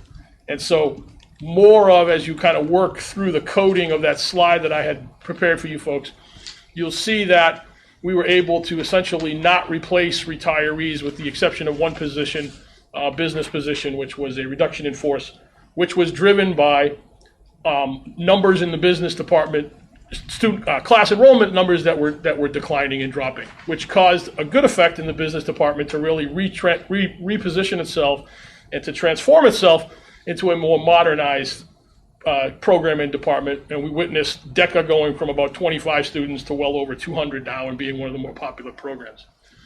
So in that vein, or in that spirit, we knew that the art numbers for the art teacher were a problem as far as 2 years ago. And there had been a conversation, one of our art teachers left, she and her husband and her family relocated to another state, and we had some internal discussions at that point whether or not we should really, whether we should replace that position at that point in time, and the numbers were iffy, but we thought perhaps that was the right thing to do, was to add it, but it was something we knew we had to watch. So going back into last year, we knew again that the numbers relative to that additional staff person were close. It worked out really well this year because based on some of the courses that teacher was able to teach, an occupational art class that served a student population was really helpful for us, but the numbers just don't support that position. Not COVID related, simply the numbers, the sign-ups, and with the continued drop in the enrollment of the school, our expectations is going to be that would be even more difficult to fill this year. The second position in the high school that we were talking about there was the shared position with the middle school, high school, 0.6 performing arts teacher in the drama. When I say this, I don't say this as like putting the blame on you folks, so please don't take it that way, but it was a school, just to give you the history, it was a school committee initiative position that was brought forward, and it had been brought forward on a couple of consecutive years. It was not something that we were seeking to add to our programming at that time, in large part because we knew the work that we were doing with the declining student enrollments. And to be quite honest with you, we also knew the challenges that most school districts will face. When you find a school district like ours that has a very high-performing music program and a very high-performing art program, typically you will not see an accompanying performing arts program in the school with that, simply because the number of students necessary, you're kind of drawing typically from the same pool of students who would take those courses. In other, I can tell you, other school districts, for instance, that have really strong performing art programs, typically either their art or their music tends to lag because that's been the concentration. So it's been difficult, and the teacher who we brought in has done a great job. It's been a challenge. One hand sort of tied behind the back because it wasn't a full-time position, and so it's been a challenge to drum up support, particularly in an environment in which we had declining enrollment numbers. Would have been very different if this initiative had been put forth in, say, 2005, when we were in the middle of our student population increase from 700 to 1,400, but it wasn't.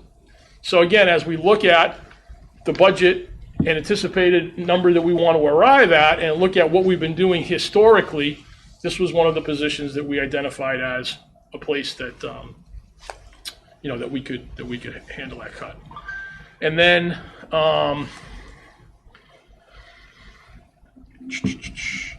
in the science and the technology, I don't know how much I can get into I can't.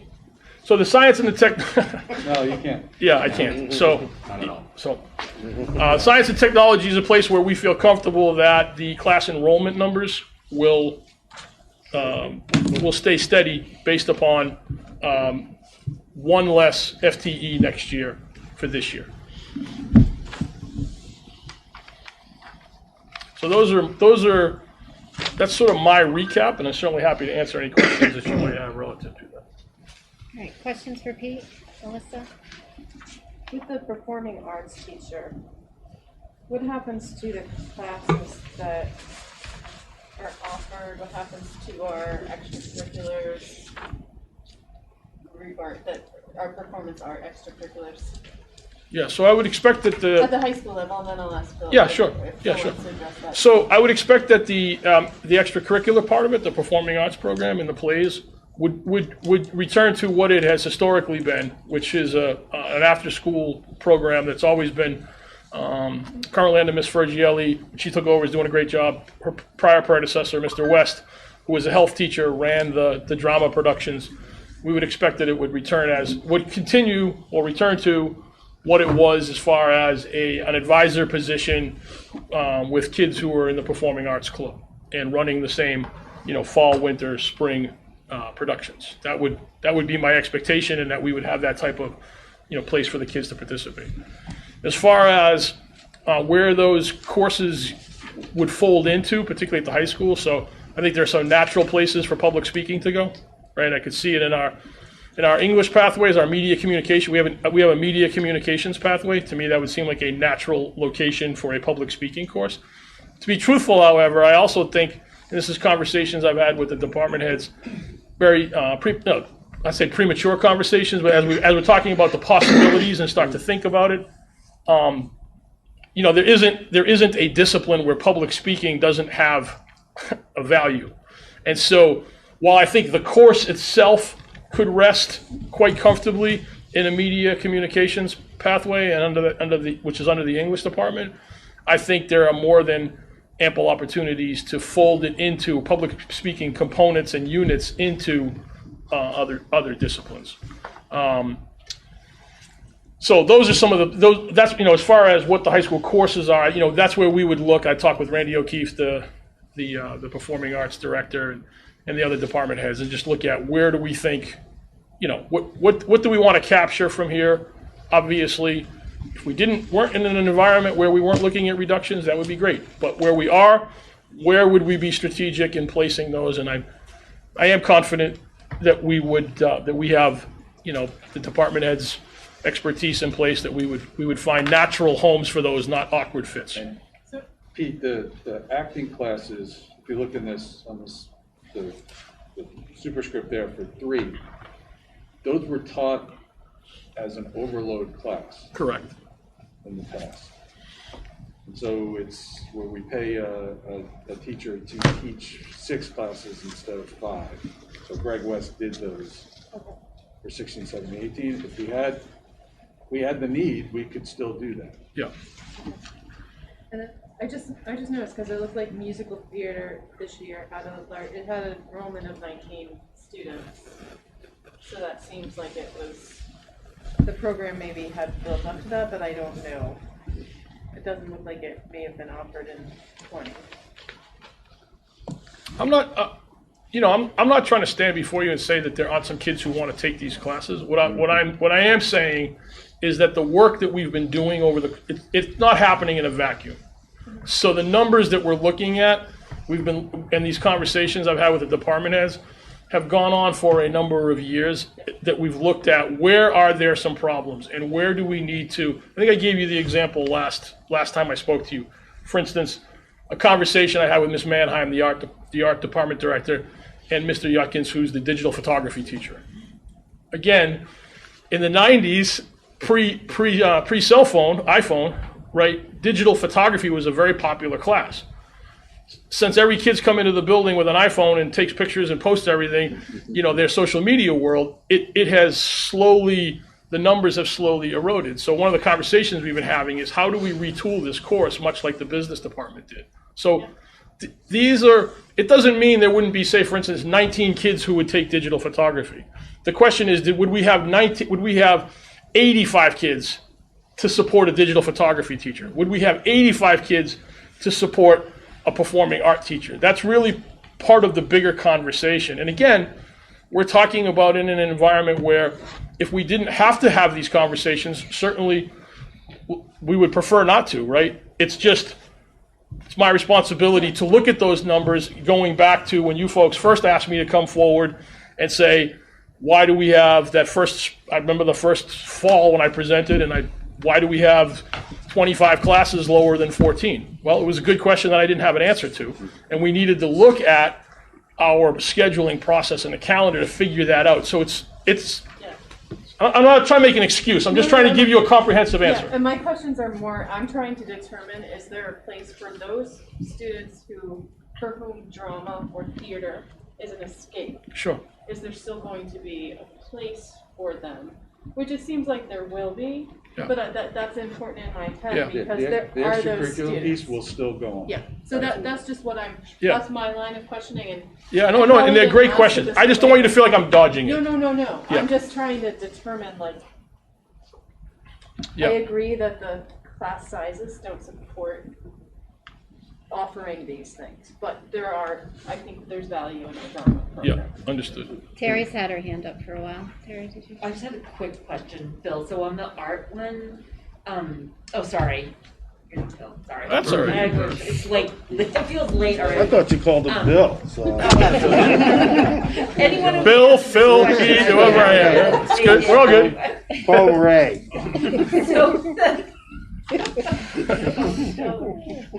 So fiscal 22 there, that's a projection, right? I apologize. Which one are you talking So about? yeah, fiscal 22 under the proposed art of the art on the left side. Yep. What I'm trying to figure out is that the projection if the reduction in force is made, or is that what it would be if we continue to have the same? If it's made. If it's made. Okay, Yeah. thank you. That's all I wanted to know. Yes. The anticipated reductions are folded into those calculations. Okay. Yep. So there's That's what I'm- 28 sections in FY '21, and each teacher typically teaches 5 sections, and so Okay. that's why you're looking at 23 sections. in Got, FY okay, that makes sense. Okay, I wasn't sure if that was what we were, okay, perfect, thank you. Bonnie had her hand up. Bonnie, do you still have a question? Yeah, my kind of comment is really that regarding the theater classes, a huge factor for me in looking at the high school is what we're seeing at the middle school. So that just kind of leads to Phil's presentation, but Sure. those numbers are important, right, to what we're going to expect to see in the high school. Are you asking me, or? Sounded like. I think she's asking Phil. Yeah, I'm kind of asking, yes. So do I think that what the numbers are in the middle school will drive what the numbers are in the high school? Yeah. Okay. Yes and no. So yes, typically if you have a feeder system in the middle school, it will help support a program at the high school level if kids are coming with interest. No, I'm just being honest. No, in that when we were here before and the initiative was put forward and the rationale for why the initiative was there were numbers of students who spoke who said they would take those classes at they were already in the high school, and some were in the middle school who are now currently in the high school, who said that they would enroll in those classes. And those enrollment numbers did not match what we heard that night in the presentation. And I don't say that as blaming anybody. I'm just saying it didn't hold true when that bubble, of which there were two bubbles. There was a bubble that was already in the high school, and there was a bubble that was in the middle school. And those numbers have not supported what you may have thought on that evening you would have seen. So that again, was there's which year? what's Does it? this go back 2 years? How many? It goes back to 3 years. So it just FY19. you also have to keep in mind there's going to be a limited when the kids get up into the high school. I think I say this confidently, there's a rich option of courses to take, but again you have 5 that are basically determined for you your freshman, sophomore, junior year, your core subjects, right? And if you're going on a path to college, you're going to probably take 5 all through your 4 years. So that's going to leave you with 2 course options per year, and then you're going to see kids who are strong in the arts are going to stay in the arts program, right? You're going to see the kids who are strong in the music with that offering their stay in the music, or kids who are going to pick up some other electives stay in that path. The challenge for the drama is that, like, we don't have the numbers to support a wide breadth of drama courses that would take you all 4 years through the high school. So it's a yin and a yang, right? So yes to what you said in the middle school. If you had some of these, would it likely push kids going up? Yes, but we haven't been able to capture that to keep building in the high school to add to those courses, because the kids are selecting to go to other places for their courses, typically ones that would probably more likely offer, and I'm not saying we don't have kids who don't go on into the performing arts for a profession, but not in the numbers that we do even from the music or the arts industry. So it's a catch-22, and the real trick right now is we're in an era of declining enrollment. So we're losing kids who are signing up for all of these classes. So it's a challenge. Like I said, the example of the conversation I gave you with the art department around digital photography, it is, and I've said to the department heads, it is, and the staff, it is. There's an X amount of students, and there are a Y amount of course offerings, and the students' voices carry the day on what they're interested in, and that's our clientele and our customer. And if they're saying, we're going in droves to DECA, the other courses have to figure out a way to re-attract populations back. It's just how it is, So that's the thing, is there's 7 classes in a kid's schedule. It's a finite number. As Pete said, math, science, English, social studies, foreign language for most of our kids, that's 5. Phys ed's in there, so there's 6. So you wind up with health. Phys ed and health, and the requirements that you have to meet. And so you wind up with 1 elective in a lot of cases.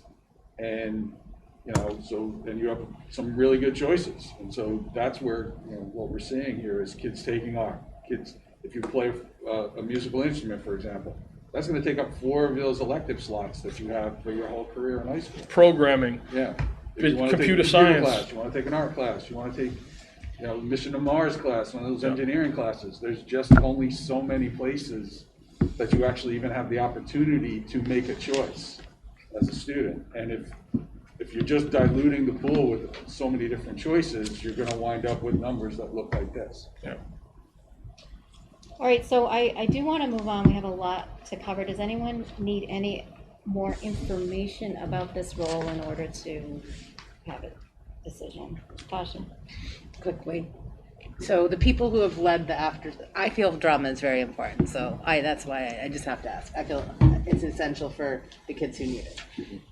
So far we have Mr. West who's retired, and we're talking about a riff of the other person. Is there somebody who would absolutely step up and run the plays after school? Because that's a position that not everybody could do, to run a drama show. So do we have somebody who you can say, like, oh my God, yes, they're going to do that? Because it's been run by Mr. West for 1,000 years until Rachel. Well, at the high school, I'll just speak to, out of respect to the individual who's currently in the position, I wouldn't have conversations with others. No, I know. No, but I'm answering you candidly. So I wouldn't have conversations with others to say, hey, would you be interested in doing this? That would be the first person that I would go to. But being sensitive and understanding that if I just had my position reduced, I may not be inclined to want to continue in that capacity. So I think that's a conversation that I would have once we sort of ferret out what we're doing. I would anticipate that a school such as MASCO and performing arts, for those in that community, it would be a draw. But I can't say to you today, yes, this person would fill that position. And we would do the same thing in the middle school. It would be the same thing. I've hired directors for plays from outside who are not teachers at the school, but may run a community theater, or they're involved in the school in some other way, maybe a community member, something like that. I've never run into a school in my career where we haven't had a director for a play or an extracurricular program, so we couldn't have. Okay, so you're saying the play goes on, the show goes on, and you look to make sure that it gets covered. Yes. Thank you. Phil, are you planning to talk about the numbers of the the enrollment numbers in the classes at the middle school? For drama? Yeah. No, I did not put the enrollment numbers for drama in my presentation for tonight. We can get those to you. But I don't have specific classroom enrollments for any of my classes that I'll be talking about. I have overall school enrollment numbers. Are you prepared to talk about what electives are currently offered for the middle school students? I can talk about what we have for options. We have public speaking for this position. We have public speaking, and we have acting and stagecraft, which is one class. And public speaking is brand new. We've only offered it for 1 year, and acting and stagecraft I think has been for 3 years. Which aligns with the high school position. I'll have to double check. Okay. But you don't typically have electives at the middle school, right? They're exploratory. Right. Yeah. So, but they have to choose either chorus, or they have to choose acting and stagecraft, or they have to choose band. So those are your 3 options. Right. So with a reduction in the drama teacher, would acting and stagecraft not be offered? Acting and stagecraft would not be offered. Public speaking, we would look to roll it into another avenue, perhaps in the English department. Great. So then what becomes the option if a student doesn't sing or play an instrument? Well, that's what we had prior to that class being offered as of 3 years ago. And it's music appreciation class as well, right? There's a songwriting class, actually, yes. That was what people did if they didn't want to do chorus. Right. So it was either music, it was music of some sort. Right, that's what I recall. Yeah. Okay. Maybe now is a good time to segue into the middle school staff presentation, and we'll cover cover the team part of it, the para part of it, and then we can circle back to the performing arts basically. So to review, we're recommending a reduction in the middle school of 4 full-time teaching positions and 1 full-time para. And the 4 full-time teaching positions is the equivalent of 1 team of teachers. So I shared with you last time the elementary enrollments, which you can see are all in the mid 200s, all the way down to the kindergarten level, so that we know enrollment coming up is definitely smaller than what we've been experiencing, and there are no even close to the size quote-unquote bubble classes that we have right now in the current 7th grade, which is at 315 students. So I pulled up our historical data for our team sizes over the past 10 years, going back to the 11-12 school year. And our enrollment that year in the middle school was at 756 between the 2 teams. This year, our enrollment, we have 267 in 8th grade, and we have 315 in 7th grade. So it's well under that 756. And you can see that the team sizes range from a low of 117 to a high of 131. I won't go through every single year specifically with you, but if you want to take a quick look through these historical enrollments, you can see that the trend does go down over the years here. And staffing hasn't changed since then. Correct. It's the same staff model that we've had today 6 teams for the past 10 years. Yep. We've not changed the team size, the teams and the number of teams in that time. So that brings us to the current school year 2021. We have 578 students. And if you look at those team sizes that we're running this year, it's the smallest teams that we've ever had between, last year and then this year. Smallest teams we've had in the past 10 years. We're still having 6 teams. So in 7th grade this year, which is the bigger team, we're running those 104, 105. And then in 8th grade, the smaller team, we are only in the 80s, the high 80s for our team sizes, which is pretty small. So projected enrollment for next year, We're looking at 582 students based on the current class sizes. So if we were to make this reduction, my proposal for a projected team breakdown would be, this is just a projection as far as how we would do it, but we'd have 2 7th grade teams, 2 8th grade teams, and then a combined 7th, 8th grade team. And I say a projection because I put up white there, but it could just as easily be the red team or the blue team, which would be the combined team. You're looking at sizes of 111 in grade 7, 121 in grade 8, and then a combined team of 117. If you look at our historical data, 10 years ago, 9 years ago, 8 years ago, even 6, 7 years ago, that's right where we were with team sizes. 111 is kind of the sweet spot, and 121 is a little bit higher, but we had teams as big as 130. And I'm not going to name any of the local districts, but I've checked in with some other principals nearby, and their team sizes are right in line with that, between 110 and 125 or so. So we are, with the reduction in force, we would be in line with what current middle school models are, and it would create some challenges for us with a combined team of 7th and 8th, and we'd have to get really creative in how we're going to work that, but that's where the work of the leadership team and all the department heads comes in to make it successful. Phil, sorry, just for clarity's sake, I know you said this last time for anyone who might be listening who didn't hear it. Yes. It's the case that the combined 7-8 would be the teachers would be combined, but the students, it would not be a combined 7-8. Yeah, good class. point. Okay.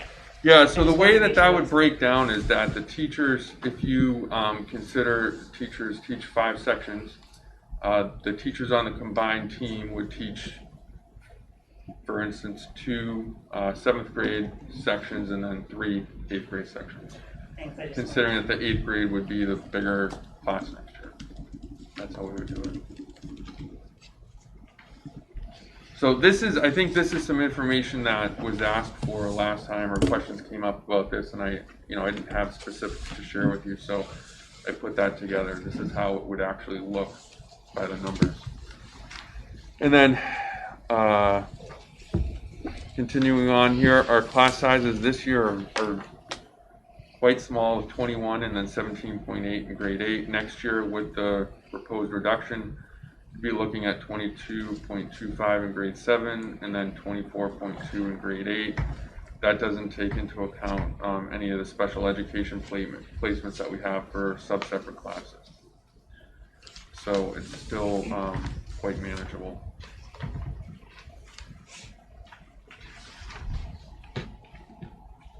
And then the year after that, the 22-23 school year, because the enrollments are declining in that upcoming class, the current 5th grade class is the size that it is, we'd be back down to class averages of 21 in grade 7 and 22.25 in grade 8. So you're getting that 315 student bubble through, that's your big class. So, moving forward, again, it's up to the executive leadership team and the leadership team on consulting on how we would work out the teams. I gave you an example of how we would do that, and more rearranging teaching assignments and which teachers would work on the 7th and 8th combined team, that sort of thing. That's all the work we would have to do from here if this decision is made.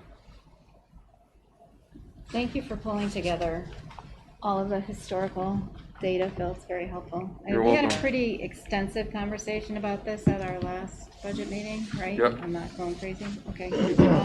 And I did kind of get a general consensus, but does anyone have any questions for Phil? I do. Mm-hmm. So, and you're envisioning a combined 7th grade team, 7th, 8th grade team. Does that mean those if that model were to work, to me it's all a little bit too experimental during a pandemic, but those teachers would be responsible for teaching different classes in different grade levels in the same year? They'd be teaching, for instance, 7th grade social studies and 8th grade social studies. So they would, It would be two different preps. okay. Yeah, 2 different preps. They use the word experimental, it's common practice. Well, I know, yeah, but I guess it's It's different for us, but it's not reinventing the It's wheel. different for MASCO, and I feel to throw, I don't know if it's fair to the teachers in a year such as, coming off a year such as this. That's my opinion. Many of, to be honest with you, and this isn't popular, but many of the teachers in the middle school have already taught the other grade. They've already taught 7th grade, or they've already taught 8th grade. And as somebody who taught 7th grade English, and found myself at the end of the day saying, all right, this is the 5th time I've done this. Did I already tell you guys this or not? No, Breaking it up might be something. Okay. Might be the assignment that they Might be want. okay. But in my brain, I guess I'm like, I'm just thinking, are we asking? Yeah, it's one team, and I think we'd have some teachers that would probably be open to it and would welcome the opportunity to teach both grades. In my last school, the way we handled this is we had a large team, and so we had teachers that taught social studies and English, and then we had a teacher who's taught science and math. So instead of doing a combined team, we did one big team in 8th grade. So I just want to quickly summarize the consensus I felt on these positions at the last meeting from listening to you guys, and please let me know if it's changed. But my understanding was that we understood the math behind this decision. We believe we can leave it to our administration to execute this effectively.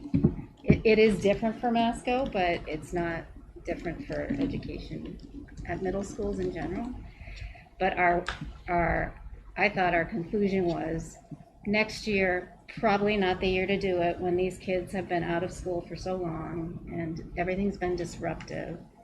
Class sizes will grow a little. They're manageable under normal circumstances, but I think we all realize next year is not going to be normal.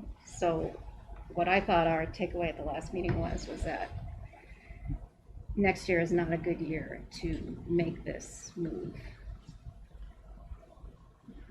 Costa. I agree with your summary, but not every member expressed an opinion. And I don't think there were 8 voices in support of not cutting the team. And if there aren't eight votes, it takes 8 votes to pass the budget. Yep. So if you restore these cuts with less than 8 votes, it's unlikely the budget will pass. If you don't do anything else. Yes, could I Yes. weigh in? Yes. So my goal coming out of this meeting tonight was to continue this robust conversation, get a sense from the committee around what the general consensus is, and I'll break it into 2 pieces, or 3 pieces: the high school 2 positions, the shared position, and then the middle school team. And then based on the consensus, have the committee ask Mike and I to go back to the drawing board over the next 48 hours in preparation for a presentation to the committee on Monday at our next meeting to present to you, because I appreciate, Costa, what you're saying, present to the committee an alternative or alternatives to arrive at the same number in terms of operating assessment for our member towns. So there is a problem with that. Now, to enlighten me. Okay. You know, back in April, 2 of the towns asked them to cut the budget. You guys put a plan together, included some staff reductions.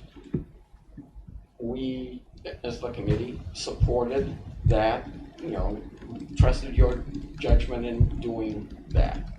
Now, you're proposing these staff reductions. I know there's a pandemic, but that hasn't changed your judgment. I So- personally stand by our proposal. Yeah. That's me. So now, if the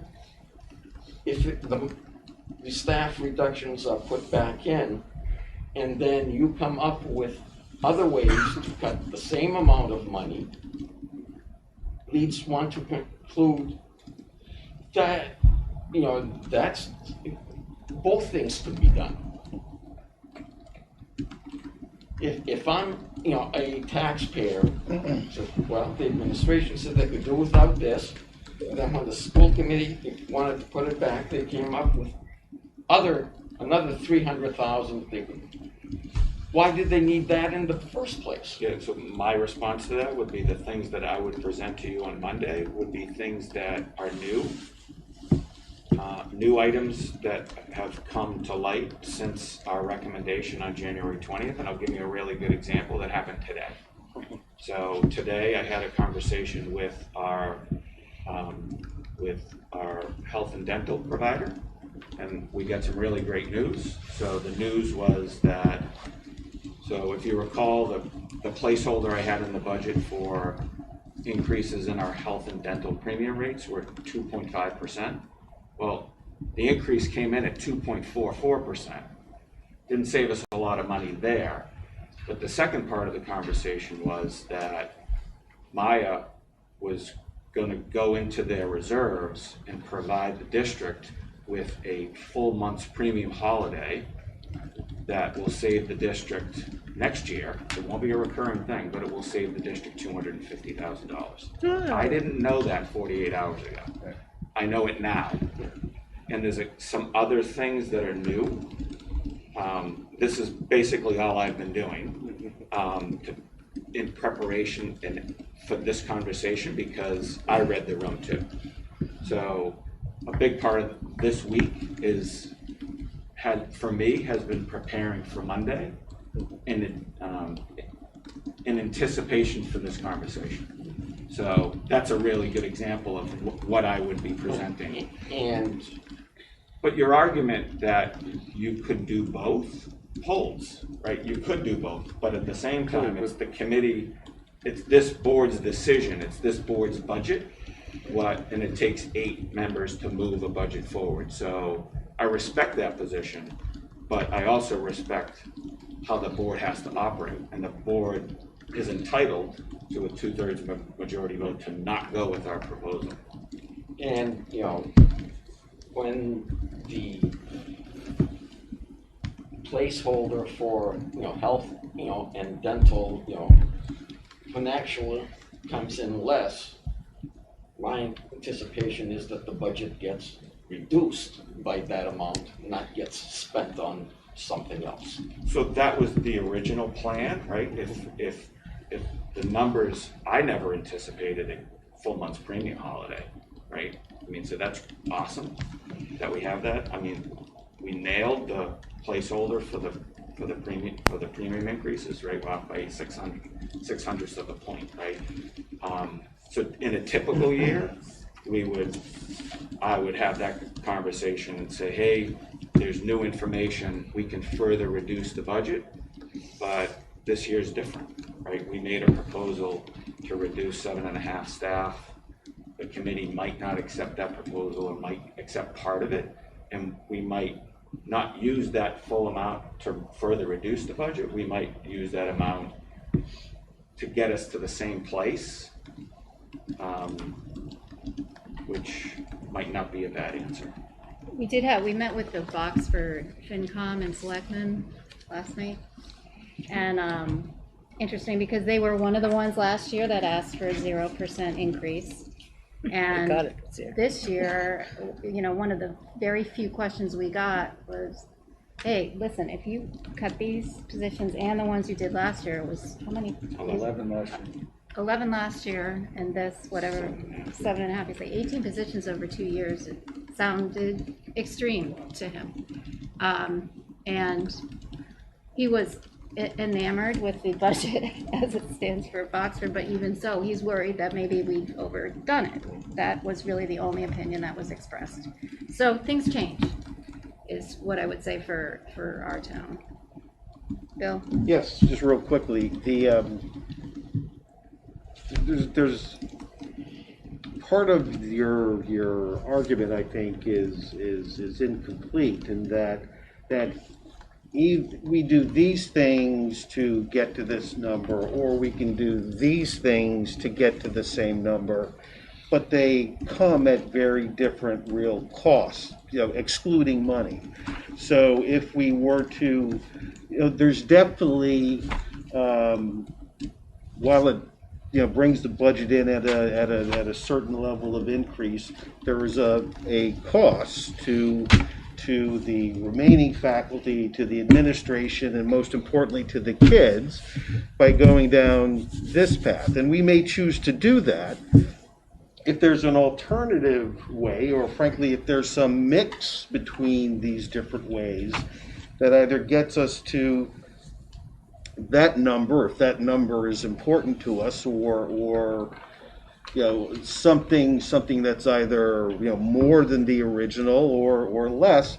I mean, we have to make that decision based upon not just the financial outcomes, but the student outcomes and what's happening with the faculty and the administration at the same time. So just because we can, and for cat lovers forgive me, just because we can skin this cat a bunch of different ways doesn't mean that they're all of equal merit. Very well said. Thank you. But, and it is, I didn't intend to have a specific vote about the middle school staff reductions. I was just trying to understand what the consensus was on those individually. Bonnie? I just wanted to add to your reasoning that the piece about having this year ahead being still kind of an unknown, and the need to have some flexibility and to be able to be creative, and I'm still trying to envision us, being shook up a little and hit back, and it's so, restrictive. I mean, just what if we have to have a remote academy? Like, what if we have to have a cohort of students that are going to be full remote, and they're going to be, you can have that conversation if we just don't make such a cut. So just to add that to the list. Thank you. Well, I just point out that the unknown and not cutting because of the unknown was rejected in April. And we learn. I can't even remember when April was, honestly. 10 years ago. 10 years ago. Feels like it. Frankly, I think we all fully get this proposal and what we get out of it and what the costs might be, and does it decrease our flexibility going forward? Yeah, probably does in some significant ways. But I'd certainly love to hear an alternative. Then and maybe the answer is some mashup between the two. But if you've got some other things for us to consider, I certainly want to hear that. And one thing that that strikes me about next year is a comment that Denise Kennedy made at the budget subcommittee meeting is, don't expect to start the next year where you would normally start the year. So it's not, 7th grade is going to 8th. Don't start with math 8.0. Start with math 7.5 or 7.6. That will, reduce kind of stress and anxiety among the kids. So the fact that the team is being reduced is mitigated by that philosophy. I just want to follow on what Cost is saying, but more in regards to the 6th graders, and since the cuts are relevant to the 7th and 8th grade in the middle school, we have to recognize that we have essentially, even though Tri-Town is Tri-Town, we have 3 different towns who are implementing 3 different methods of having their students in the building this year. So all of those 6th graders are going to be coming from different places, from social emotional perspective, from learning perspective. And I think that's going to be a real challenge for our 7th grade class to kind of come in and find their feet in a new school with new peers and new educators. But it's already, you know, they're never really quite in the same place, even though they're coming from the same district. It's going to be a whole lot different, I think, next year. And I think we have to be prepared for that, and we need a robust staff to be able to manage that. That's a really good point. And just to add to that, Kristen, there's so much that is normally done in the 6th grade that is about team building and building relationships that they, you know, already in a normal year, their transition is hard coming in with the 3 towns and blending together, but at least they have all of that work that's been done. And this year they don't have that at all. So even within the towns, they don't have that. Yes, it's huge. Yes, she could do that now. Are you ready now? Yeah, I'm ready. Yeah. Okay, all right. Yeah, so I'll propose for Monday that, and if I'm reading the room wrong, please speak up. So I'm going to come to Monday with a plan to put the 4 middle school teachers back in to the budget. And Does it include the para or no? Okay, sorry. He's getting there. Keep going, that'd be great.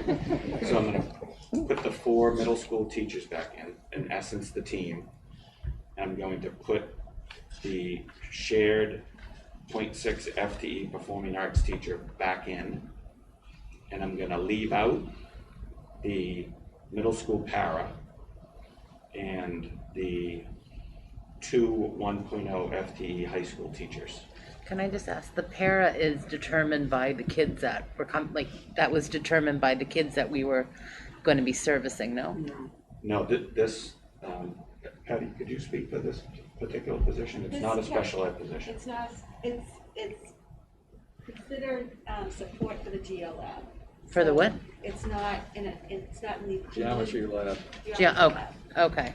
So it's not a team para, if that makes sense. Okay. So our typical team structure is the 4 content teachers, special educator, and at least 2 paras. It's not one of those paras, it's on a team. And the GeoLab class has a para in it just to have? Yep, I mean, it's been the model since the Geo Lab has been in place. Okay. And it's unique. But it's not IT driven, if that makes sense. Okay, It's not a service. Okay. And that's why we included it Okay. in the proposed. Do we know why that class had that a para? Why was that the model, and why is it been? That was the model when I came, Bonnie. I'm not sure. I'm sure every class benefits from having additional staff, but it's the important piece is it's not IEP driven. And if a student in that class had a distinction on their IEP or service that they needed a para in there, we would put one of the 2 paras in that class. Right. Thank you. So to just wrap up, so I'll leave in the budget. I'll leave out of the budget the 1 FTE middle school para and the 2 1.0 FTE high school teachers, that being the art and the science. I'll put the rest back in, and then I will make a proposal to the committee on Monday. We will make a proposal to the committee on Monday to offset those costs. So that would be roughly $360,000 if my math serves me. So I have a. Or any. Go ahead. Are you not done yet? Yeah, I'm done. Okay. I'm sorry. I didn't want to. It's getting late. Yeah, I know it is getting late. So I agree with that. I have a question though about. I didn't hear anything tonight. That showed demand for the classes that the performing arts teacher serves. And while I would love to keep and even add teachers at the high school level, I didn't hear anything tonight that to me sounded like we should keep that position. So I know that some people did feel that we did, but I don't know how everybody feels about that.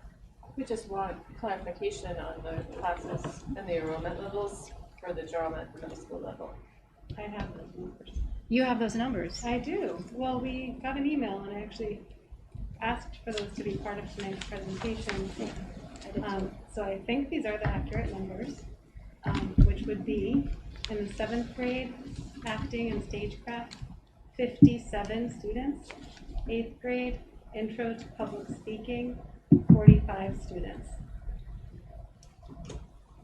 So 101 total. But in 8th grade, are there 4 options? Not It clarified? doesn't.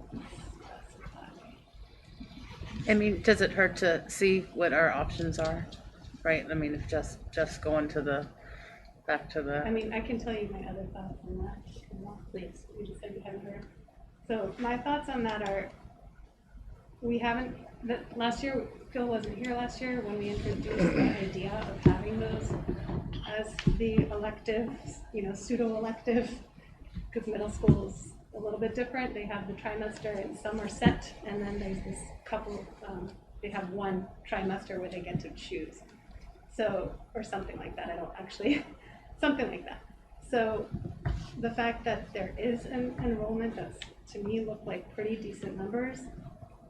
We did that last year as a sort of a Vision 2025 kind of model of giving this exposure and this skill set that we talk about, what is the portrait of a graduate, what are the skills they're gonna need.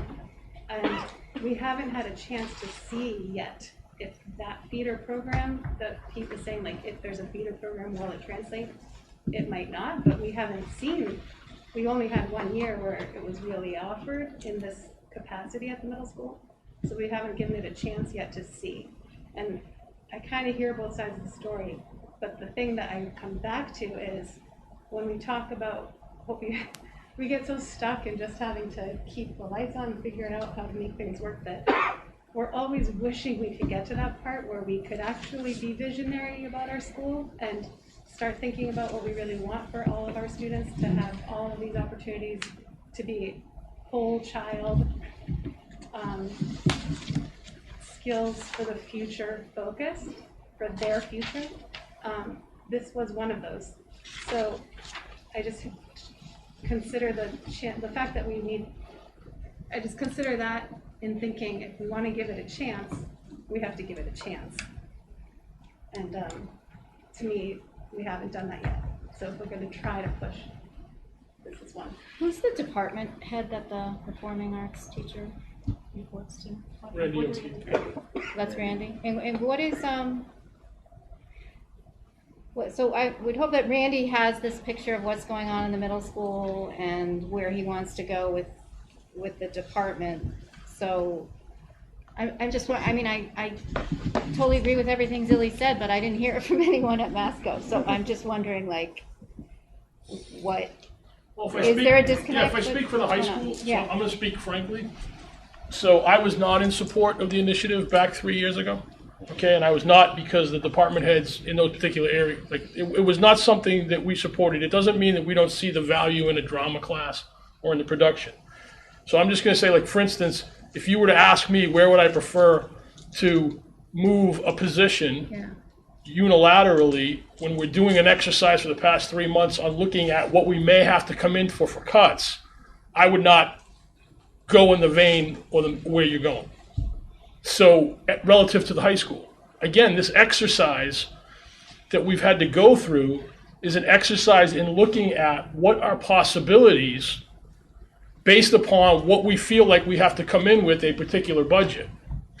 So I understand the committee's feelings relative to the middle school team.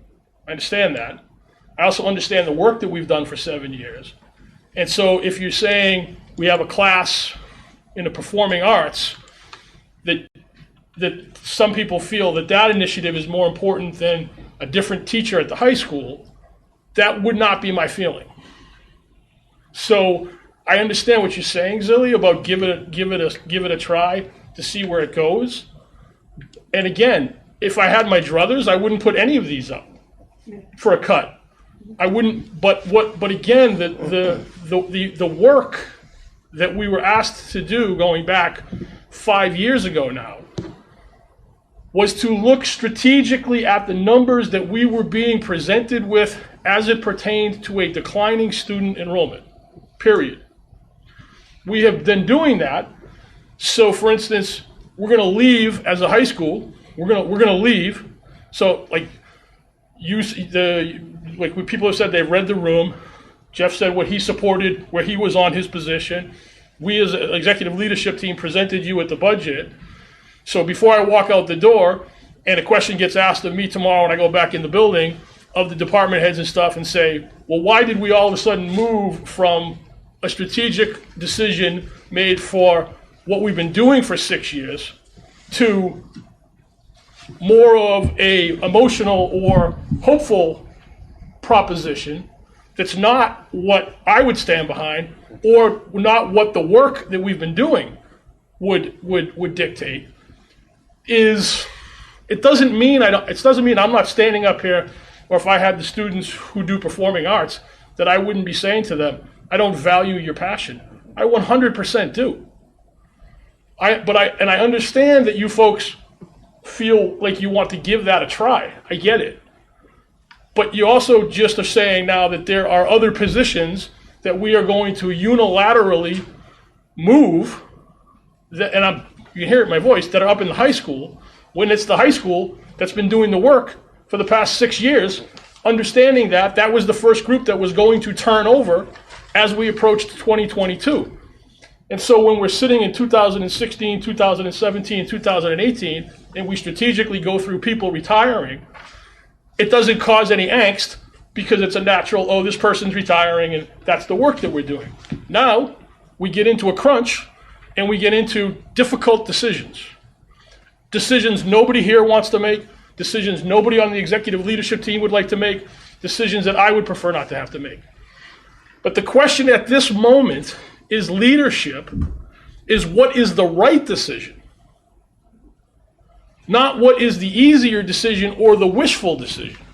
So I'm not saying that I'm right, but I am saying that I've spent the last 6 years working towards a stated goal that was driven by school committee budgetary discussions and gave us a particular mission. And we as an executive leadership team spent the last 6 months pulling this together to look at what is the best of a worst case scenario. That's what we're looking at. So I can't walk out and go and be silent, because tomorrow morning at 6:30, when people start coming in the high school door, they're going to go to me, wait a minute, why did these 2 high school positions unilaterally go whoosh, to put 5 middle school positions back in, when the work that the department heads and myself have been doing for 6 years, and now Phil and Mike and Jeff the last 2 years and Patty for the last 6 years, why is that all of a sudden like moved down the ladder? So that's like, and I think, well, I said what I wanted to say. But let me, I've got to respond at least a little bit. I mean, certainly no one doesn't appreciate the work that you've done over the many years, putting this together. Let me finish. But nonetheless, that work needs to be informed and influenced by the school committee. Yeah. And that's what you're hearing tonight. We're not saying go back to the drawing board, this was no good what you came up with. What we're discussing is a considering all of the things that need to be considered and trying to deliver the best education that we can for our students, that maybe it might be too early to pull the plug on that one particular thing. And that question does not call all of your work over the many, many years, or doesn't put it in doubt. I'm not feeling like it's in doubt. What I'm saying is the work that, not me personally, the work that we've done though has been instructed by. And you're getting further instructions. No, I understand that. All I'm trying to say is that as another thing gets put forward next week, which I get is part of the process, I hope that as part of the thinking though, is however, not just blanket saying, yes, like we could, it's incumbent on me tonight before I leave, as you think about another alternative coming down the pike, to know that I'd be remiss if I didn't say, well, just so you know, if we're going to start throwing things back in, I got 3 staff members or two staff members in the high school, 2 positions in the high school too, which people, the department heads and others, as we have these conversations, are going to ask the natural conversation. Question is that the right thing? Is that what we agree on doing? So that's all I'm trying to say. I'm not trying to say you guys are being dismissive of me. I'm not being defensive of it. I am just saying, no, at the end of this, as something else gets considered on Monday, I think it's important as things get taken out or things get left in to understand that that's I don't know the word I'm looking for to summarize it, but it's not what a lot of the people who've been doing some of the work, I think, would be saying. Yes, that's the move we should make. That's what I'm trying to say. Okay, and just discussing it doesn't mean that we actually do it.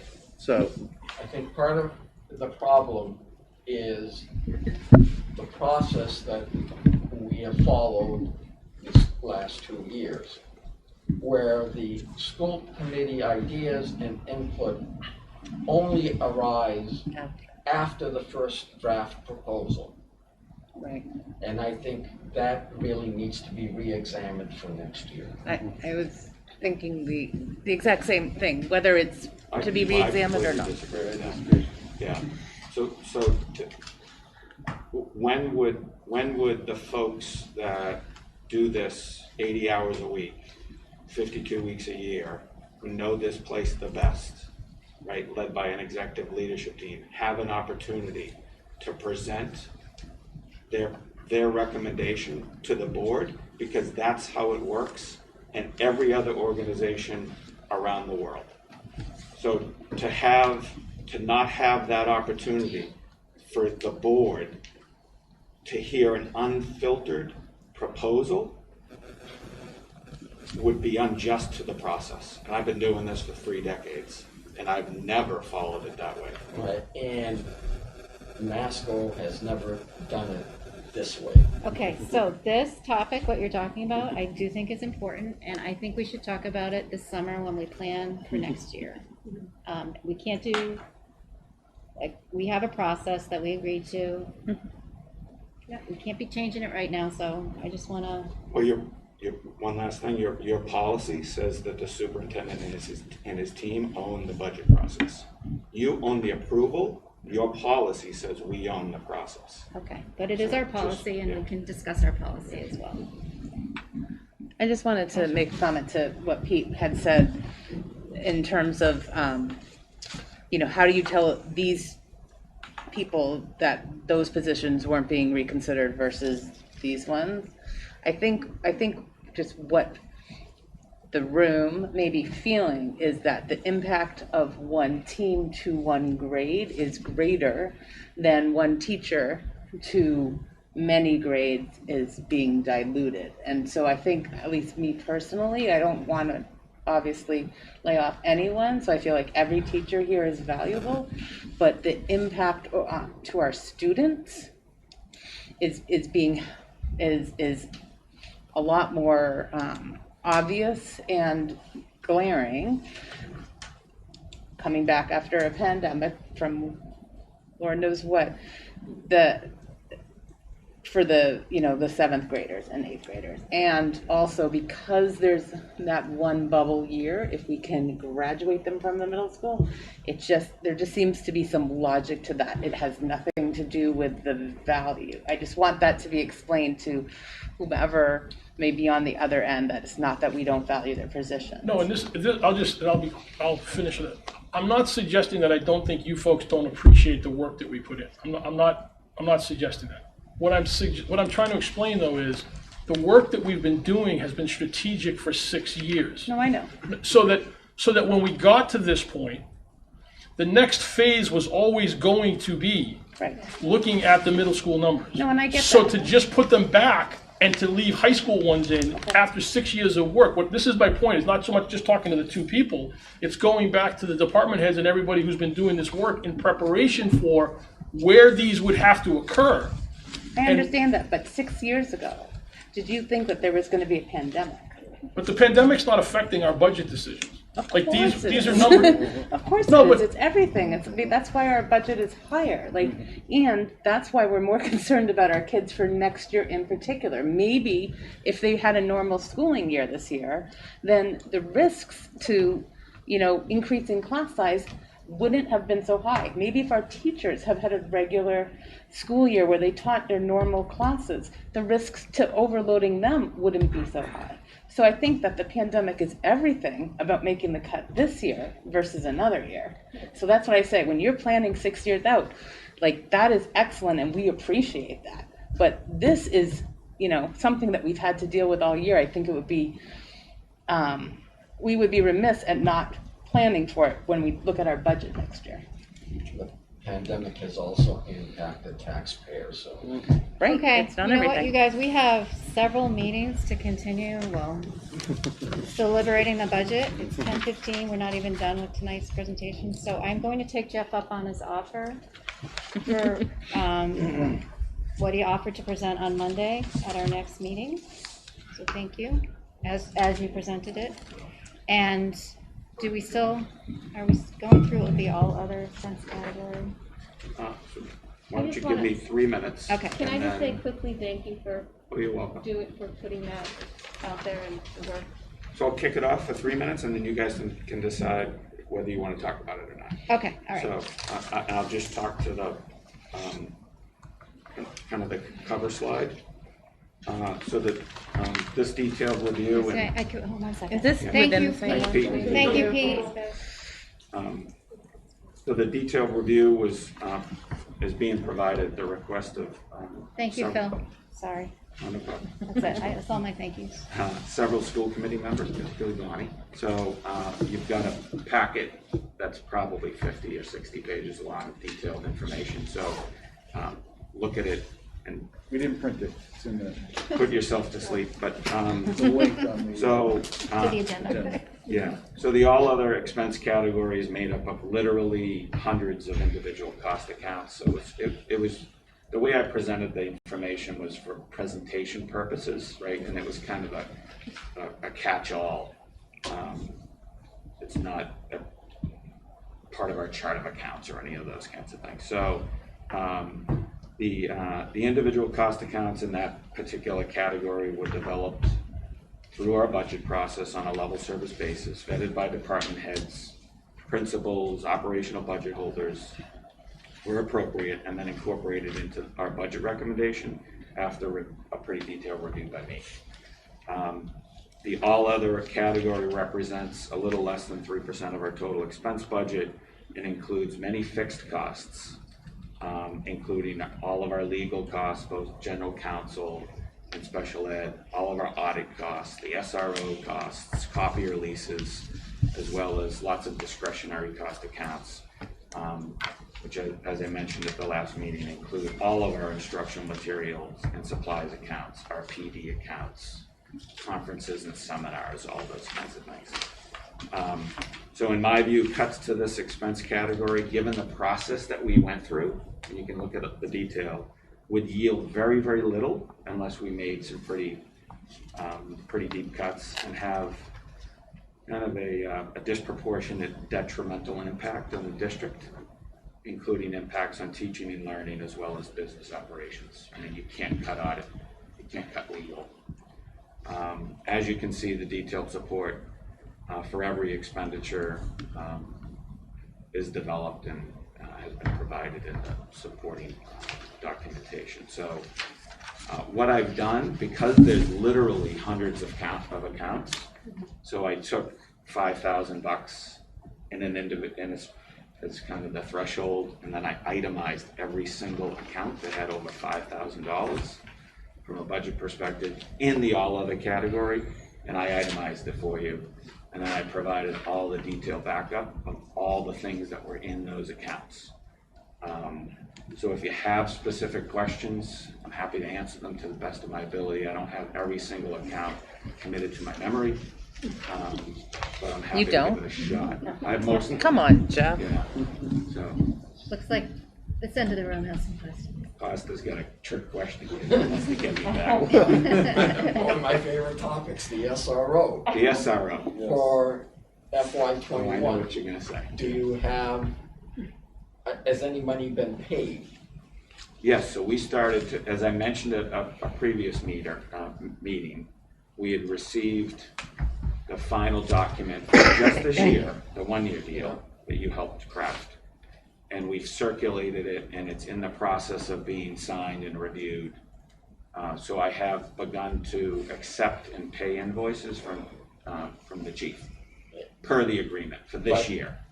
But so far, you don't have a signed one from.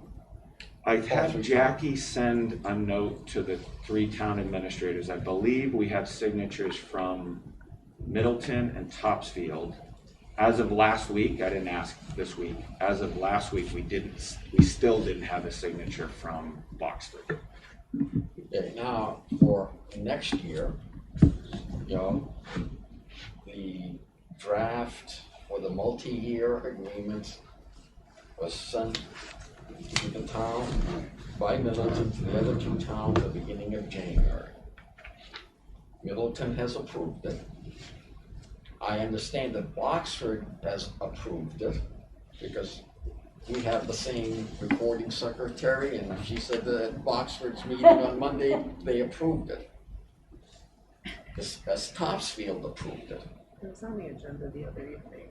Excuse me? It was on the agenda the other evening. I'm getting to this because, if, last year we added it to the budget, in the hopes that it would be, signed. For next year, unless it actually is signed by the time we adopt the budget, I don't want to put that money in there. Which, we've been, fooling around with this for months. There is no reason why it can't be approved and signed off on by all 3 towns by March 11th. So from a process perspective, I simply incorporated into the current year's budget at the end of the last year's cycle. And then thinking that it would be, well, it's part of our recommendation to have it for FY22, but I respect your Because, you can't spend the money unless the agreement is signed. I cannot. Kristen, But I can't spend the money either if you guys don't approve it. So, just saying. So, I mean, It's not appropriated, This was, we can't give it. motivated by, a request of Boxford. And since, their finance committee members say, do this. After it was put in the budget, Boxford has done nothing to advance it, and they're the ones that will benefit from it. I hear you. so if we take it out of the budget, how much is it? It's 44,000 and change. And it's an expense? It's an expense, yeah. Kristen? So I just had a quick question when I looked through all those other categories. I saw a bunch of stuff about field trips, and I'm just kind of curious, that was in our budget this year, did we get to save some of the money that's in that other category that we normally spend, and is it reasonable to anticipate that the money in there for field trip expenditures for next year will be fully utilized? So all of that will be actually in my next forecasts next month. Okay. So I'll do a similar, I'm in the process of doing a similar type of analysis, which is really time consuming. So to incorporate and to fold into the forecast, the last forecast I did was, I think, in the middle of December. So I'll enhance that forecast with a really detailed review of some of these types of accounts for FY21, now that we're beyond the halfway point. It was really valueless to do it in November, the last time I did it. Well, thank you. I'll look forward to that. Yeah. Okay, anyone else? Bonnie, did you have, out of respect for your No, questions? just at the last appreciation, meeting? thank you. You good? Yeah, it's helpful to see it, it's nice to. It's kind of a mashup, to use Bill's word, but. Can I actually just ask a process question? So I got a question from someone in Boxford this week about school choice, and I got some information, I sent her back some information, and Jeff helped me with that.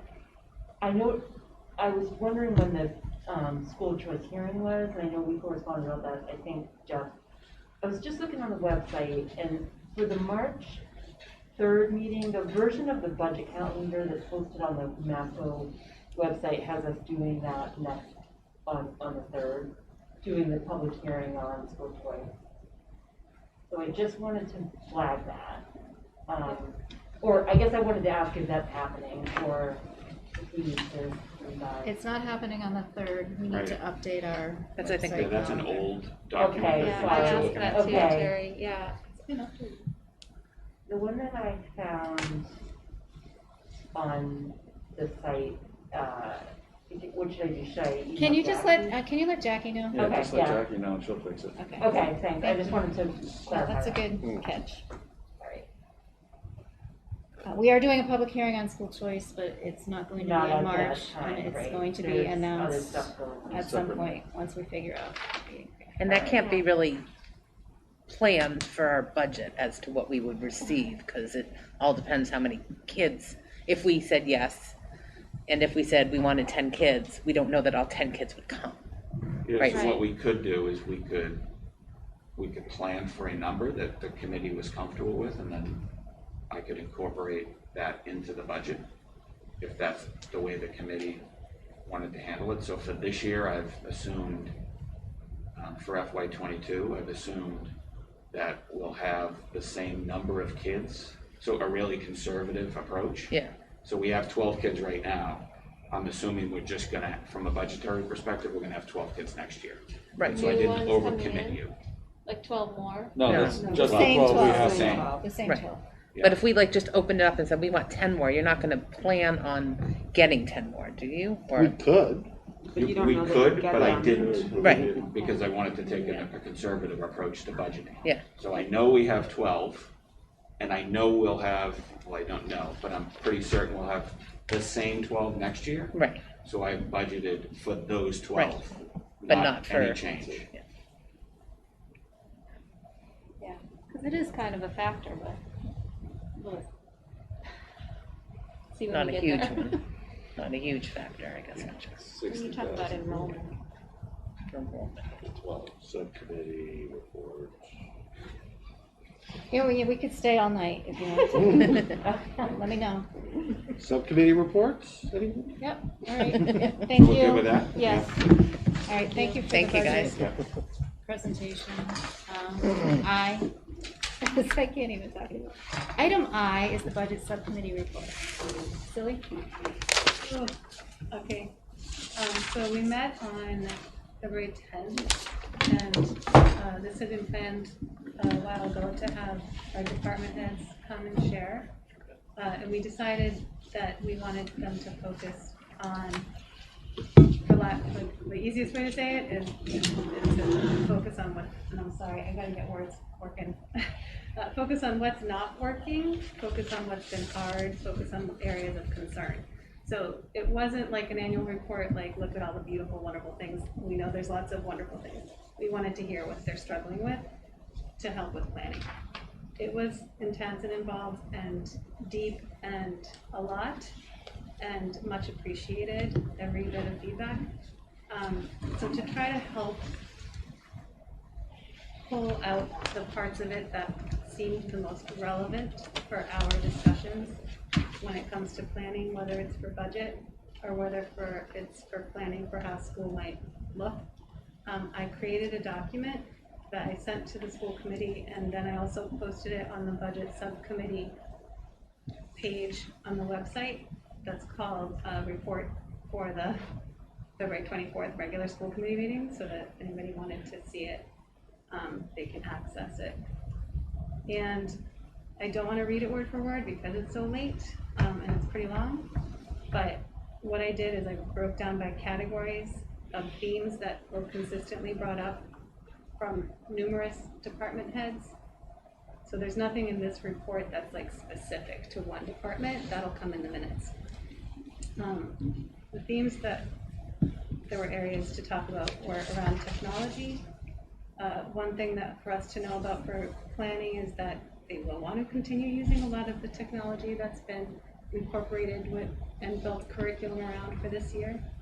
So that's something we need to keep in mind for planning purposes with budgeting. Some of the concerns around technology were around different levels of skill or familiarity, whether that's students or teachers. For example, rising 7th grade students coming in from the 6th grade, kind of what Kristen was saying earlier, who may come in with different levels of skill. That was something that they were noticing. And teachers having different levels of familiarity and comfort.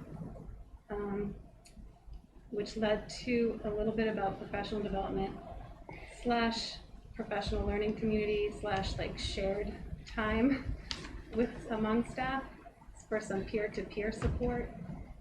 One thing that came up was that there's these iPads that were, one thing they loved, first of all, was the dual monitors or multiple monitors in the classroom has really helped teachers when they're doing hybrid to see their students and see their whatever document they have open at the same time.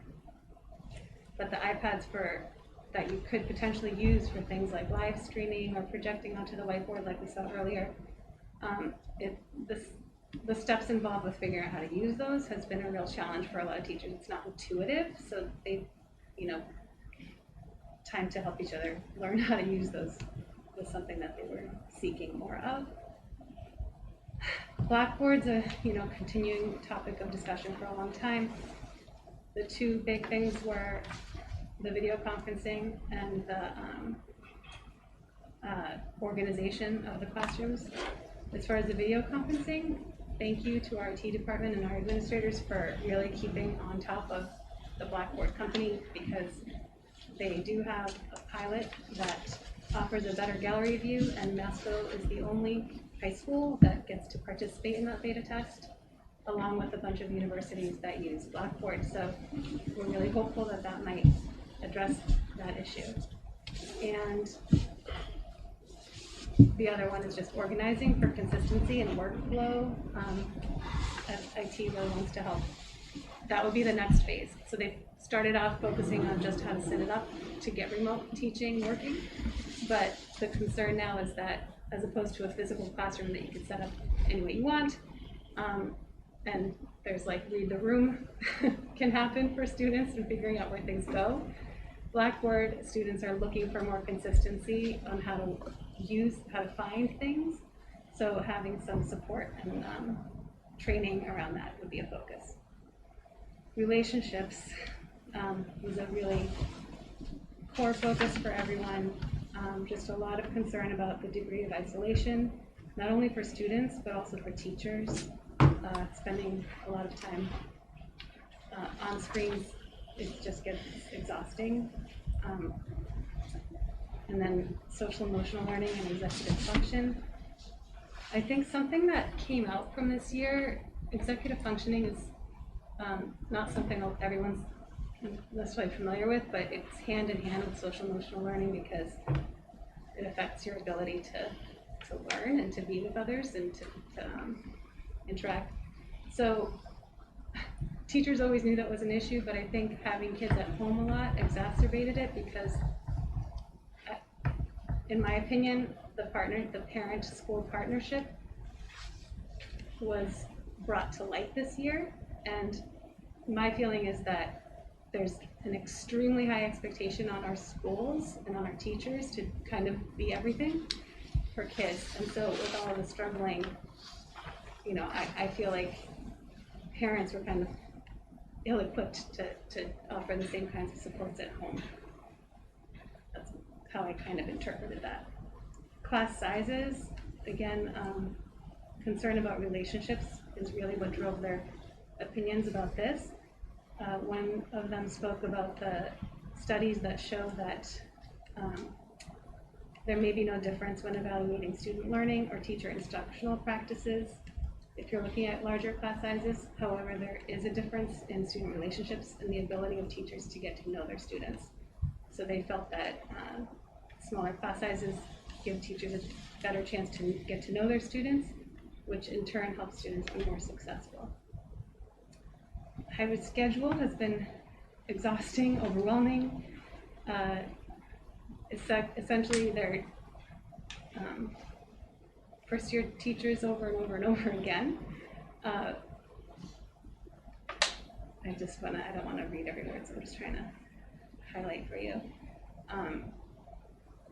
But some of the takeaways about the schedule were that students reporting, as Nicole mentioned earlier, that they really appreciate having the wind block, but they kind of wish it was a static block in their day, and that they miss the rotating schedule. And also, it was noted that having the middle school and high school schedules aligned was like magic, and that the later start time seemed to be a good thing. Hybrid teaching that's more the one that I was saying is exhausting. I think with that one, what we need to keep in mind is, Kristen talked about this a little bit earlier, because I think everyone came into this year really hopeful that they could get creative and figure out how to do it all, because we're all superhuman. But teachers have learned that being present to their in-person students and their remote students at the same time is just not possible to sustain. So in the end, they've done a really, really great job with the remote teaching, because even if they have students in front of them, they need to be attentive to the students at home. And so that's where the focus has needed to be. And it's hard on them because they all definitely would prefer to have their students with them. But even when they have to be attentive to both. Okay. And that leads us to planning. Nobody had any solutions to offer at that moment, but the department heads are suggesting that focusing on September should really be on rebuilding relationships and a love of learning and community and a community of learners, more importantly than the nuts and bolts of content. And the last thing is, we asked them if they would consider change. After hearing how hard it has been, we asked if they would want to see changes now, or what they want to do with this information. And they definitely said that changing anything now would really be a challenge to everyone. It would kind of turn everything upside down. They don't want to change it now. They want to use what we're learning for planning for September. And I think that reflects a little bit what Pete was saying earlier, that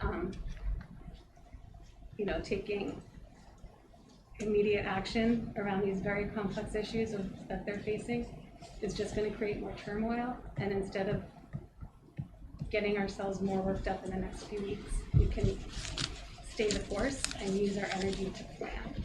That's sort of what I took away. And I just want to kind of close it off with something I was going to kind of say earlier, but we needed to keep moving the agenda. But I was struck when Pete was saying, as we plan, thinking about what we can control and cannot control. And so taking what we heard from the department heads and our administrators have been telling us all year, we can't have a normal year. That we can't control that. We cannot change our method of teaching as long as we have a hybrid or remote option that our staff are expected to teach synchronously. Places that have done that, mostly the remote option does not have the kind of synchronous teaching that MASCO has. It's the only way they've done it. So we can't change that method this year. We can't control how fast vaccines roll out. We can't control the extremely mixed messages that we're getting from governing bodies that we look to for guidance. We can't control people thinking that anything we do that they don't agree with is because we're not listening, because we are listening, and everybody's doing their absolute best to make sure the environment for teaching and learning is appropriate as it can be. So what we can control is planning for next fall, knowing what we know about our district and sharing best practices with comparable districts as part of that planning. Again, kind of setting a timeline and a plan for how we approach these complex potential contingency plans that the department heads are seeking, and ramping up mental health and morale building that we have been, as we heard in our updates today, doing. And then making sure I really hope that our department heads shared so much feedback, and I heard a lot of suffering, like teachers are suffering, and it's a lot, and it's hard to hear. So our leadership, department heads, administrators, I hope that they are able to take this and come up with some good plans and contingency plans. All of us are hoping and planning that September will be in person. That's what the budget is designed for. Nobody in this room has ever said that we're planning anything other than in person in September, but we need those contingency plans. That's what the department heads were very clear about on February 10th, because we are in an uncertain time. So I hope we can use all that information. And I totally got into lecture mode. I'm sorry. But that's my summary from the budget meeting, combined with my personal opinions about some of it. It was a really powerful meeting. Thank you, Zilly, for helping that to happen. Thank you. I'm going to table the rest of the school subcommittee reports into our Monday meeting, and if it's too late for that, to our Wednesday meeting. Move on to the consent agenda, which is the approval of the February 3rd meeting minutes and warrants of $2,985,708.33 signed since February 3rd, 2021. Move to approve. Second. All in favor, say yes. Yes. All right. So that's the end of our open session meeting. I'm going to move to adjourn into executive session for the purpose of discussing strategy relative to collective bargaining with the MASCO Teachers Association. Executive session purpose number 3. I've determined that holding this discussion in open session may have a detrimental impact on the district's bargaining position. The committee will not return to open session. Could someone second that, please? Yes. All in favor, please say yes. Yes.